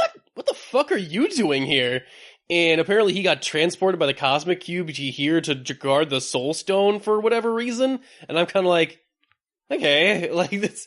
But I'll tell you what, I got a kick out of seeing I can't remember. Again. Was it the Soul Stone that they were using in the first Captain America? No, they were fighting over the Tesseract. Oh, okay, yeah. Yeah, so that was the space one. And yeah, so we have Vision also getting the shit kicked. He gets the shit kicked out of him this entire movie. He gets like really depowered in this movie. Yeah, like, he's basically useless. If anyone gets the shaft in this movie, I feel like it's Vision. Oh, Vision doesn't get a lot of chances to be very cool in this. No. Although they had a really cool fight scene in Edinburgh. Yeah, I mean but he gets his ass kicked by people that Black Widow is able to go toe to toe with. Yeah, like. Vision's supposed to be one of the higher level or higher power leveled Avengers, and for him to get just beat like that, it's like, oh no, your weapon can stop me from phasing. I'm like, okay, you can still like shoot lasers. Aren't you still like super strong, shoot lasers, fly? Like, don't you have like a bunch of that shit you can still do? Yeah. To be fair, Scarlet Witch is still a powerhouse in this. Yes. She seems to be the one that's giving these guys the most trouble. Yep. I mean, even in the final battle, she shows up at one point to fight these giant drills, and I forget what's her name, the head of the Black Panther's guard. Yeah. Just like, why the fuck was she up there the whole time? Yeah. Like, and they a lot of times just call her the General. So. Yeah. And I mean, Black Panther even actually doesn't get a whole lot to do in this either. No. Like, he just basically, he organizes he organizes the army, and you get to see him do a couple of cool moves. Him and Cap have a pretty fun fight scene together. Him and Cap, we see Bucky again get a new arm, which is pretty cool. Rocket really wants it when he shows up. It's like, oh, I'm going to get that arm. I'm going to get that fucking arm. And Thor actually shows up with a new hammer. New axe. Well, new axe like thing, but also has like a hammer on the end of it too, which is, and it reminds me of his one from the Ultimate Comics. That's what it looks like. So I was like, oh, cool. And that's what they were spending the whole time to do, was forging this weapon up in space. Like that's what they were doing. And it also has wood made from Groot, which was cool. Like that was an interesting way to have Groot help out during that sequence at all, because he was kind of not doing anything. And so when that happened, Kyle leaned over to me and he whispered the one thing that I really wanted for the movie to happen at that point. Because I was like, man, if just a little bit of Led Zeppelin was playing right now. Yeah, I just like... Well, especially when he... In all honesty, guys, that's why I took 2 points off. That's why the 2 points... Like the soundtrack, you need to switch to Zeppelin there. And you need to switch to Immigrant Song. Especially when he came down on the Bifrost. It would have been such a perfect moment to do it. I think they were aiming for a more somber ending, so I don't think they wanted to at that point. That would have been a little too far, probably. Yeah. Nah, I would have liked it. But yeah, that final battle sequence with these Spider Panthers, I want to call them. I'm not sure. Spanthers. Banner gets to be inside the Hulkbuster, which is kind of fun. Yeah. Like, that's interesting to see him inside there. I don't know. Let's just admit it. It looked like The Quiet Place invaded for a while. Yeah. I was thinking that at certain points. They just made too much noise. Yeah. And also Falcon and War Machine are there. War Machine's got new legs. They also are some of the characters that don't get a shit ton to do, but like, what are you going to do? They were kind of side characters in other movies to begin with.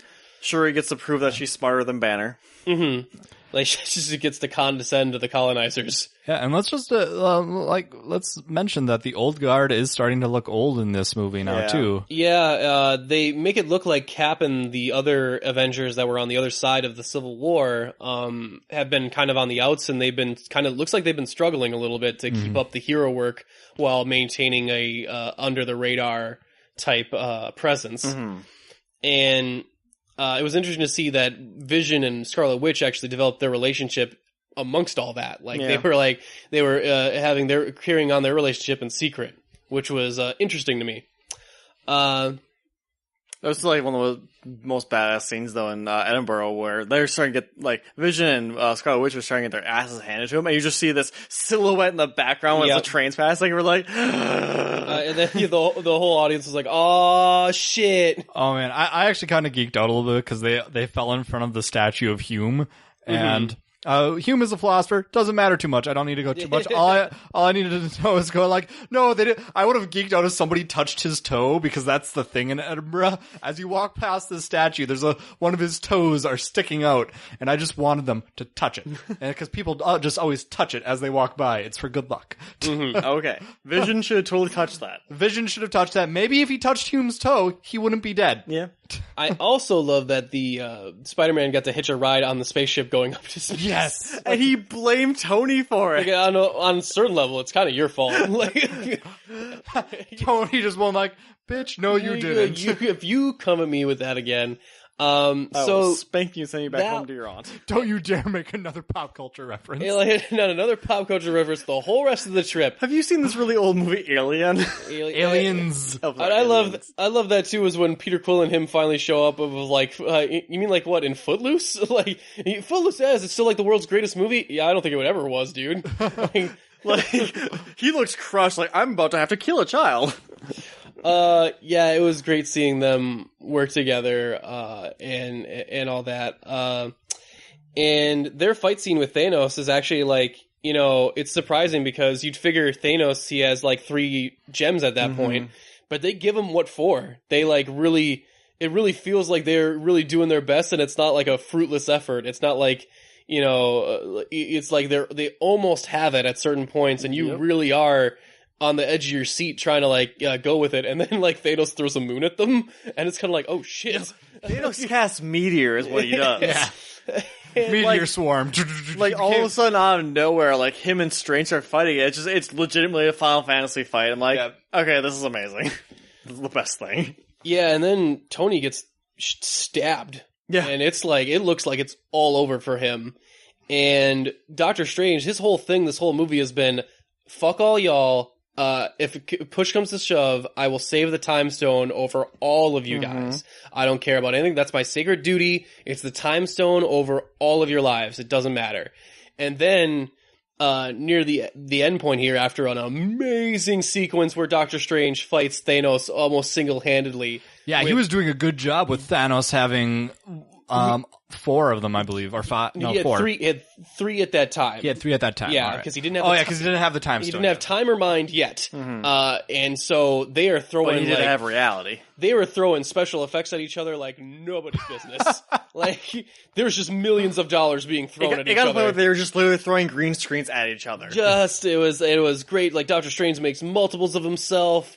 And it's cool because he like has multiple arms at first, and then he splits into multiples, and he has all the different whips, and then he has the, the Thanos shoots a laser beam at him, and then he like has the dimensional rift bounce it back, and it's like it's crazy and awesome. And then Tony gets stabbed, and he gives up the time stone, which is interesting because at a certain point he says like, I've looked at possible futures.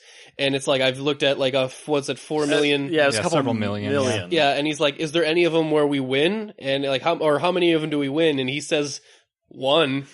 So you have to figure, and then as at the end of this movie, he said like, this was the only way, Tony. So you figure that him giving up the time stone must have been part of the plan. Like whatever future he saw was like, this is the only way we all make it, that we all make it out of this. Well, I'm guessing it has to do with the fact that Tony had to live in order to That or it's necessary for Thanos to have all the have all the gems. Maybe, but it doesn't. It seems like if that was the case, he wouldn't have to save Tony to have it done. I think the reason that they go with the plan there is that it has to do with Star-Lord confronting him about Gamora. And whatever it is, because you notice that during that whole time when they're trying to get the glove off of him, Doctor Strange does not interfere during that whole sequence. He lets Star-Lord get aggressive with Thanos and break the spell and have that plan fail. So I'm thinking that whatever it has, it also must have to do with Gamora. I'm not sure, but I feel like it must be like it is part of some sort of long-term plan. Yeah. Mm-hmm. Yeah, because at that point, Doctor Strange could have easily have had Thanos restrained, and they could have gotten the gauntlet. Yeah, at that point, which must have been he saw the future, and it's like, nah, no matter, even if we get the gauntlet away from him, he'll still get it back. Or there's only one scenario, like in the comics, they basically convinced Thanos that he doesn't really want to destroy the universe, but he's gone through with it. And in this one, it's a little different because spoiler, even though we're in spoilers. I know. Once we hit the third Infinity Gem, once we hit the fourth Infinity Gem where he got the Time Stone, Thanos just starts to walk through Avengers, and it is all but over. They have a final ditch effort to try and sacrifice Vision, which is like the third or fourth time they tried to sacrifice another person in order to get rid of the gems or whatever. But this time he has the Time Stone. So then they make Scarlet Witch kill him, and then he returns back time. And I do like his little speech beforehand too, is like, I understand better than you could ever know what you just had to do, and I understand that like that was probably the hardest thing you ever did. Yeah, because he just had to sacrifice the one thing he loved, Gamora, and he really stone. He connected with Scarlet Witch at that moment, and he's like, but it's just too late, and he just reverses time and just kills the fuck out of Vision again. Like, Vision gets to be like, holy shit, am I alive? Oh shit, and gets killed. And then, he has all the gems at that point, and Thor tries to come down and get a final kill on him, but he doesn't get there in time, and snap of the fingers, guys, and there's like this small quiet moment where Thanos is looking at Gamora, younger Gamora, and it's like, did you accomplish your goal? And he's like, yeah. What did it cost you? Everything. And we fade back in, and he jumps back out to, I don't know what the planet he jumps to or whatever. We see it a little bit later, but he just has the smile on his face. And then we just start to, what was it? They're all like, shit, what happened? What happened? And then suddenly Bucky comes up, Cap, what's going on? And then he fades away. He turns into ash. He turns into ash. And then people just start to drop. Yeah. And it's anybody's guess. Everybody's going, I don't know, do we even want to go through the list of everybody who dies? I won't go through the list of everybody. I want to hit some people that I was like, it was really, because they all go through it in different ways. Some of them were in front of people. Like, you figure like, oh shit, they're like, this is not a place to die here. And then Black Panther, the one lifting up that person, falls away. Yeah, like, and that one, I went like, whoa, they got rid of him. Because first of all, that's going to screw up Wakanda. Are they going to create a new Black Panther for? They can. I'll tell you what. Actually, can they? They only had one flower left in the movie. In the movie continuity, I'm not sure. In the comic book continuity, there's a couple ways they could do it. Oh, okay. But I don't think they'll have to, because I think his movie's coming out after Infinity War, the next one.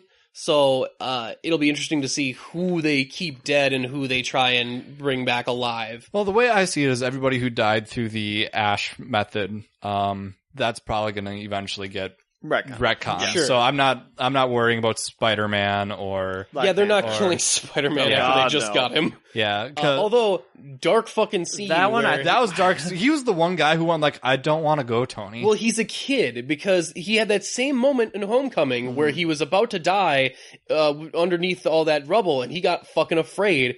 And he realizes that he's dying, and he goes to Tony. He's like, I don't want to die. And he seems like the only person who realized he was dying, too. And it took him a lot longer to fade away. Like, we have to traumatize Tony a little bit more. He's not traumatized enough after all these movies. And what was even more fucked up is that Sam goes without anyone even looking at him. No, he goes, and War Machine is still looking for him. Yeah, he's in the background going like, where are you, Sam? Where are you? Yeah, and think about that. There'll be a bunch of people that you'll never know for They're sure. just MIA. It's like, did they die in action or did they get raptured? So imagine like if you don't know if they die, like if Kyle's right and they retcon everyone that got ashened and stuff, you're still betting like I don't know if this person died because of that or because of another thing during the fight. So there's no guarantee like for either Avenger, like the audience knows, but for any given Avenger, they have no idea if what they're going to do is even going to bring some of their friends back. Yeah. But yeah, I think they all but wipe the Guardians, like everybody except Rocket, and they kill Groot in front of Rocket again. Wow, that is so funny. And I think Rocket is just like he's just crying and no.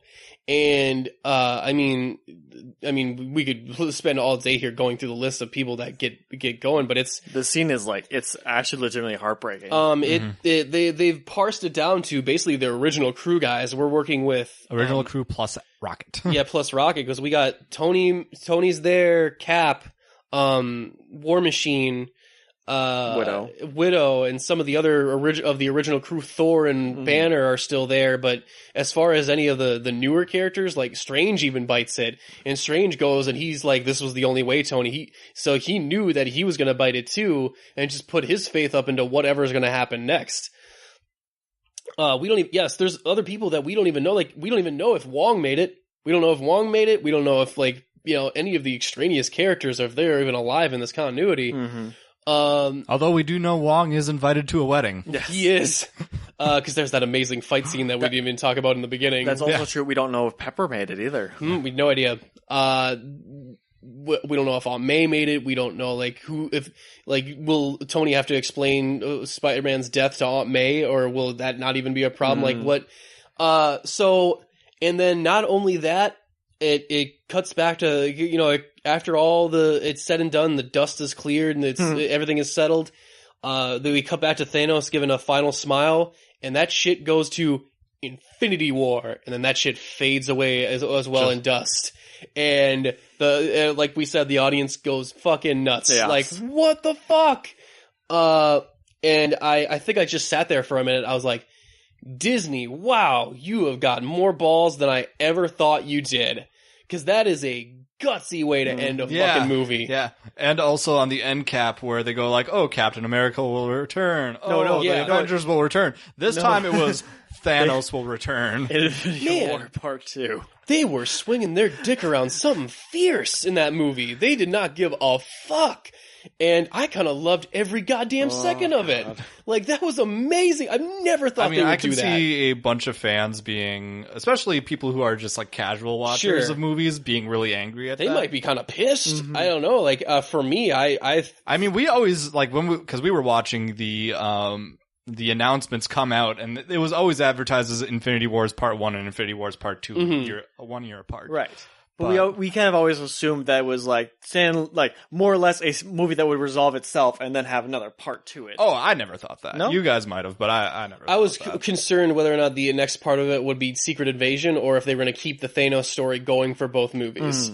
Now, they're keeping the Thanos story for both movies, and that's amazing to me. That's great. I want to see more of Thanos. I want to see more of this storyline. Yeah, if they had to resolve this, I think it would have been too rushed. Yeah, because it would have been at the end there where they just had to convince Thanos, like, no, bring everybody back, and then he would have snapped his fingers, brought everybody back, and that's the easy ending. Well, now, and here's the thing, is that I believe in the comic books, the activation of the power doesn't destroy the gauntlet. The gauntlet looks fucked.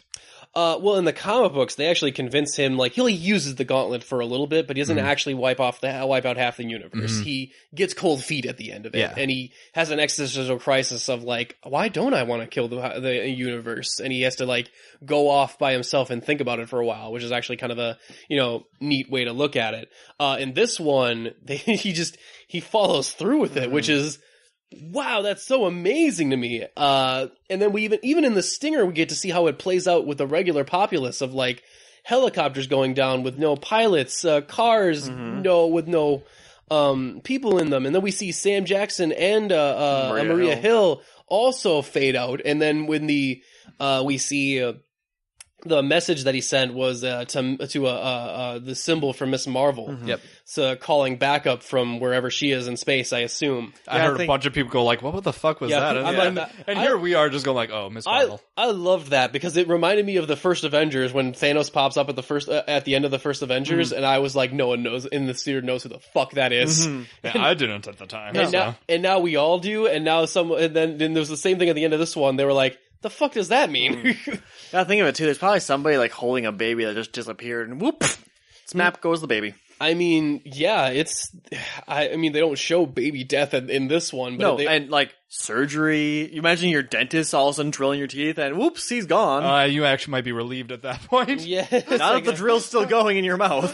If it's like the Steve Martin dentist or whatever from whatever, I forget the movie. But yeah, it's so unrepentant about not fulfilling your expectations of like, no, fuck you, wait a year for your happy ending. And you'll do it too, because we've built it up so much, we dare you not to see the next one. Yeah. And it's like, damn it, I think that's amazing. I really didn't think they would do this. And they somehow Marvel is still surprising me with their films and what they're willing to do structurally and all that. And it almost feels like they took the previous Avengers movie as a challenge. Like, oh, you didn't think you didn't like our follow through for the character deaths? All right. Well, now I'm thinking back to Age of Ultron, where Age of Ultron was kind of like the one where like, oh, things are getting serious. Mm-hmm. And now it feels like Age of Ultron was kind of cute. Yeah, you like thought that this was kind of like your dour, serious movie where the Avengers had to realize their own mortality or something like that, or their own hubris. And this is the one where they like straight up just fail. Like they lose. They just lose straight out, and it's amazing. We never get to see our heroes just lose on every level like that, and to have to crawl their way back up, which is just for me just super cool. Like I've never like I'm so jazzed to see the next one like right now. Like the Avengers too, it's like their mission was always we protect Earth. They not only failed Earth, they failed the whole galaxy. Well, and then I got a message from Justin after he saw it too, and he's like, well, there's one thing that's a real problem now is that who's gonna give a fuck what happens in Ant-Man's movie? Because Ant-Man's movie comes out in between this and Infinity War, and who gives a shit? Well, we should also mention too that prior to this, Justin had planned to go see Isle of Dogs that night. Oh yeah, but they wiped out that showing because they needed more screens for Infinity War because it was dominating so hard. So literally, the capitalistic movie crushed the artistic movie. Yeah, which I know he was looking forward to it, so it was sad for him. But hey, he got to see Infinity War. Right. I think my only actual issue with this is that I mentioned to you guys this last night. I still kind of feel it holds true. Is that so? Thanos is basically all powerful now, right? And he can create. I don't really. His whole entire idea is that there's not enough resources to go around to sustain all these planets with all these people. I'm like, okay, make more resources then. Yeah, I mean, it does seem like you could just double the resources or something. Yeah. If I may, I don't think the Infinity Gauntlet gives him I think it gives him unbelievable power, but I don't think I think the conservation of matter still affects it. Yeah. To where you cannot create new matter out of just anything. It did sound like a kind of waste and make it into usable matter then. Sure, but then you'd run out of material eventually. Yeah, it does sound very much like it's because they said in the beginning the movie was made through the Big Bang. Yeah. Mm-hmm. So the conservation of energy, because conservation of matter actually doesn't exist. Sure. It acts through the conservation of energy. You actually lose mass in nuclear physics and stuff, and quantum physics. So we no longer talk about the conservation of mass, but the conservation of energy, and you'd have to be creating a lot more energy, whereas he could just convert all of the living energy right now into organic matter. Plus, his thing was all about balance, and there's not a lot of balance into just when when there's more people just creating more resources, that's just trying to keep up with an overriding, like, I mean, basically virus is what I think he sees life as. Pretty much. I think you have a valid point, though. It's like, he's all powerful. Is destruction necessarily the only option? Right. And most efficient, yes. Don't get me wrong. But like, I think he might have gone through this thought process, but we've never really seen it. It looks like you want to say something. I think it goes with this would have been an easy sell for his original origin of just like, well, I want to kill half the universe to impress death so I can fall in love with death. But it's a little more of a sillier backstory, and it's not as sympathetic. Right. So we got to give him something that's a little more sympathetic, but we also got to give him a MacGuffin that can do whatever the fuck it wants. So I think the way they get out of it here is that they just, everything he talks about is mercy and balance and like just balancing of life. You have to maintain life in order for life to exist, because life is constantly trying to destroy itself. And so on a psychological and like philosophical level, his goal makes complete sense. I mean, if you want to go with the whole like he could just make infinite resources, like, yeah, but that one I'm easily willing to let go of. Just like, yeah, but then like there's it didn't detract any points from the movie for me. It was just more of a point I want to bring across. But yeah, I mean, maybe they'll explore that more in the next movie. Do we have any predictions for the next movie at all? Because this one kind of blew up my predictions overall. Yeah, I can't say I can really predict what they're going to be writing.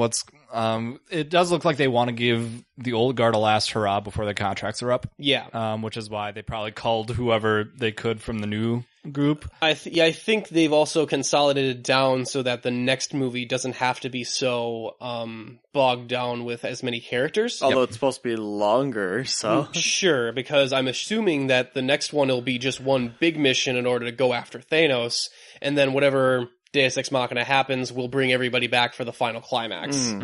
And that will be the final climactic, like, big thing where we will get to see everybody together for a final, like... Yeah.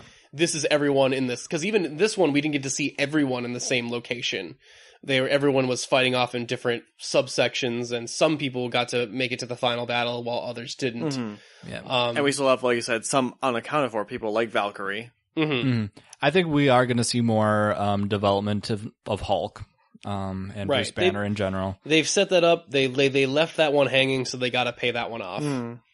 But yeah, as far as plotline goes, this is so far different, far removed from what the comics did. I mean, I guess Cap could still give his motivational speaker thing at the end to defeat him, but it's a lot harder. I mean, it's harder when he's already gone through with it. Like he already has the conviction. To go back on it would be like a big thing for him. The only thing I can think of is just then they'd have to use the Gamora thing against him.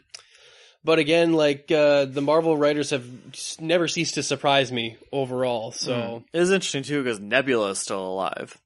Right? It's that was interesting, too, is that Nebula was one of the ones that was spared.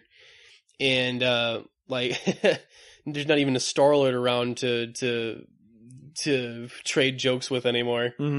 Which is, it's interesting. I'm guessing the next one's probably be a bit of a dour movie for the first, 2 hours. Well, I'm also disappointed that we won't get to see some of the other characters till probably the third act of the next movie, too. Yeah, like I'd be looking forward to seeing a Doctor Strange, but he disappeared. Because I wanted to see Spider-Man. I love Spider-Man. I loved him since I was a young kid. So, and he just got into the Marvel Cinematic Universe, so now he bit it. So I was very excited to see him interact with everybody, but also like the Guardians, like we get to see Rocket interact with some other people, which is finally happening, which is great because Bucky gets to lift up a giant, like a little raccoon, and shoot guns with it.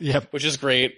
Almost the other Guardians, like they meet some of the other team members off in space, but like they get wiped before they even get to meet up with Cap or any of the other big ones. He gets to say he gets to talk to Groot for a hot second. Oh, also, I should mention that the Black Order get killed in very vicious ways. Yeah, they do. Like in surprisingly vicious. one guy gets sucked out an airlock. Our favorite guy. Yep, the magic guy. The magic guy. And then the female of the crew gets thrown up in the air, and you think like, well, Scarlet Witch just threw someone up in the air again. She just gets thrown into a meat grinder. It's like a fucking like a rototiller. Yeah, it's just we comes don't need no education. It just wipes her out, and there's like parts like there's goo on Black Widow's face. It's like, ew, that was gross. The big guy gets the Hulkbuster's hand wrapped around his, and Bruce shoots him off with it, and he goes right into Wakanda's energy barrier and basically scrapes against it till he's nothing. Yeah, it's oh boy. And the last guy, I think Vision just stabs through the chest with his own weapon. Yeah, well, I think they wanted to give Vision a win because he spent so much of the movie getting his ass kicked. Yeah. But yeah, sorry, Paul Bettany. Like, you had just enough time to be kind of cool, and then like not so much in this movie.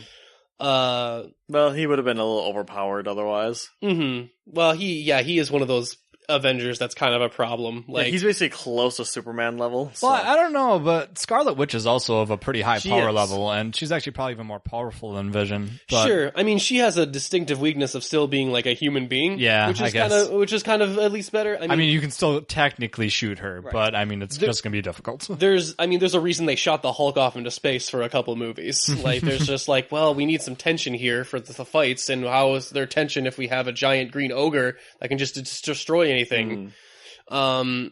So yeah, I'm very interested to see where this franchise goes from here on out, because there's just going to be nothing but screaming from message boards and stuff from like the next 2 weeks. Yeah. Of just like, what? Holy shit. We drove into the theater and we saw cars leaving like, those people know what happened in Infinity War. Get them! Yeah. Silence them quickly. Don't even drive close to them. But yeah, anyway, I think we can wrap it up here, guys. We've been talking for quite a bit. But yeah, if you guys have stuck with us this long, thank you guys so much for listening. It was an absolute pleasure to, talk about this. I'm so glad we got to have Kyle back on. Yay, Kyle. And we got to finish this the way we started back in 2008 when we all went to go see Ironman together. If I could go back to 2008, Nick, and tell him, like, you won't even believe some of the shit you're about to see. I wouldn't believe that this was still going on. God, we're adults now. I know. Like, it's back in high school when Nick Fury just showed up at the end of a movie and was like, hey, you want to see an Avengers film? And now we're here. We didn't even think we'd get that far at that time. That was still in question. And now we are looking down the barrel to 10 more years of fucking Marvel films. And I am okay with it. But yeah, until those next films come out, we were gonna sign off here, guys. So, without further ado, we are Unapologists Geek Out, and we're out. Unapologists Disassemble. Or do they have a word whatever? Get the fuck out of here. Fine. That's how you move around me. You don't want to see Bruce turn green. If I lose my cool, you gon' feel that heat. You gon' free that beast inside. I'm not the one you really want to try. The vibes that you wanna have when the chicken slides, rate starts to rise. If you wanna feel defeat, I'll oblige. Step up to me to beat your demise. I know. Shout, you're the source of my agitation. Better hope I go under sedation. Better hope I take on meditation. Cause I got no patience. You got no chance. Green ground's about to take out the trash. No romance, just trying to smash. So what's a king to a lizard? Purple skin is tainted by the gems you fail to deliver. Consider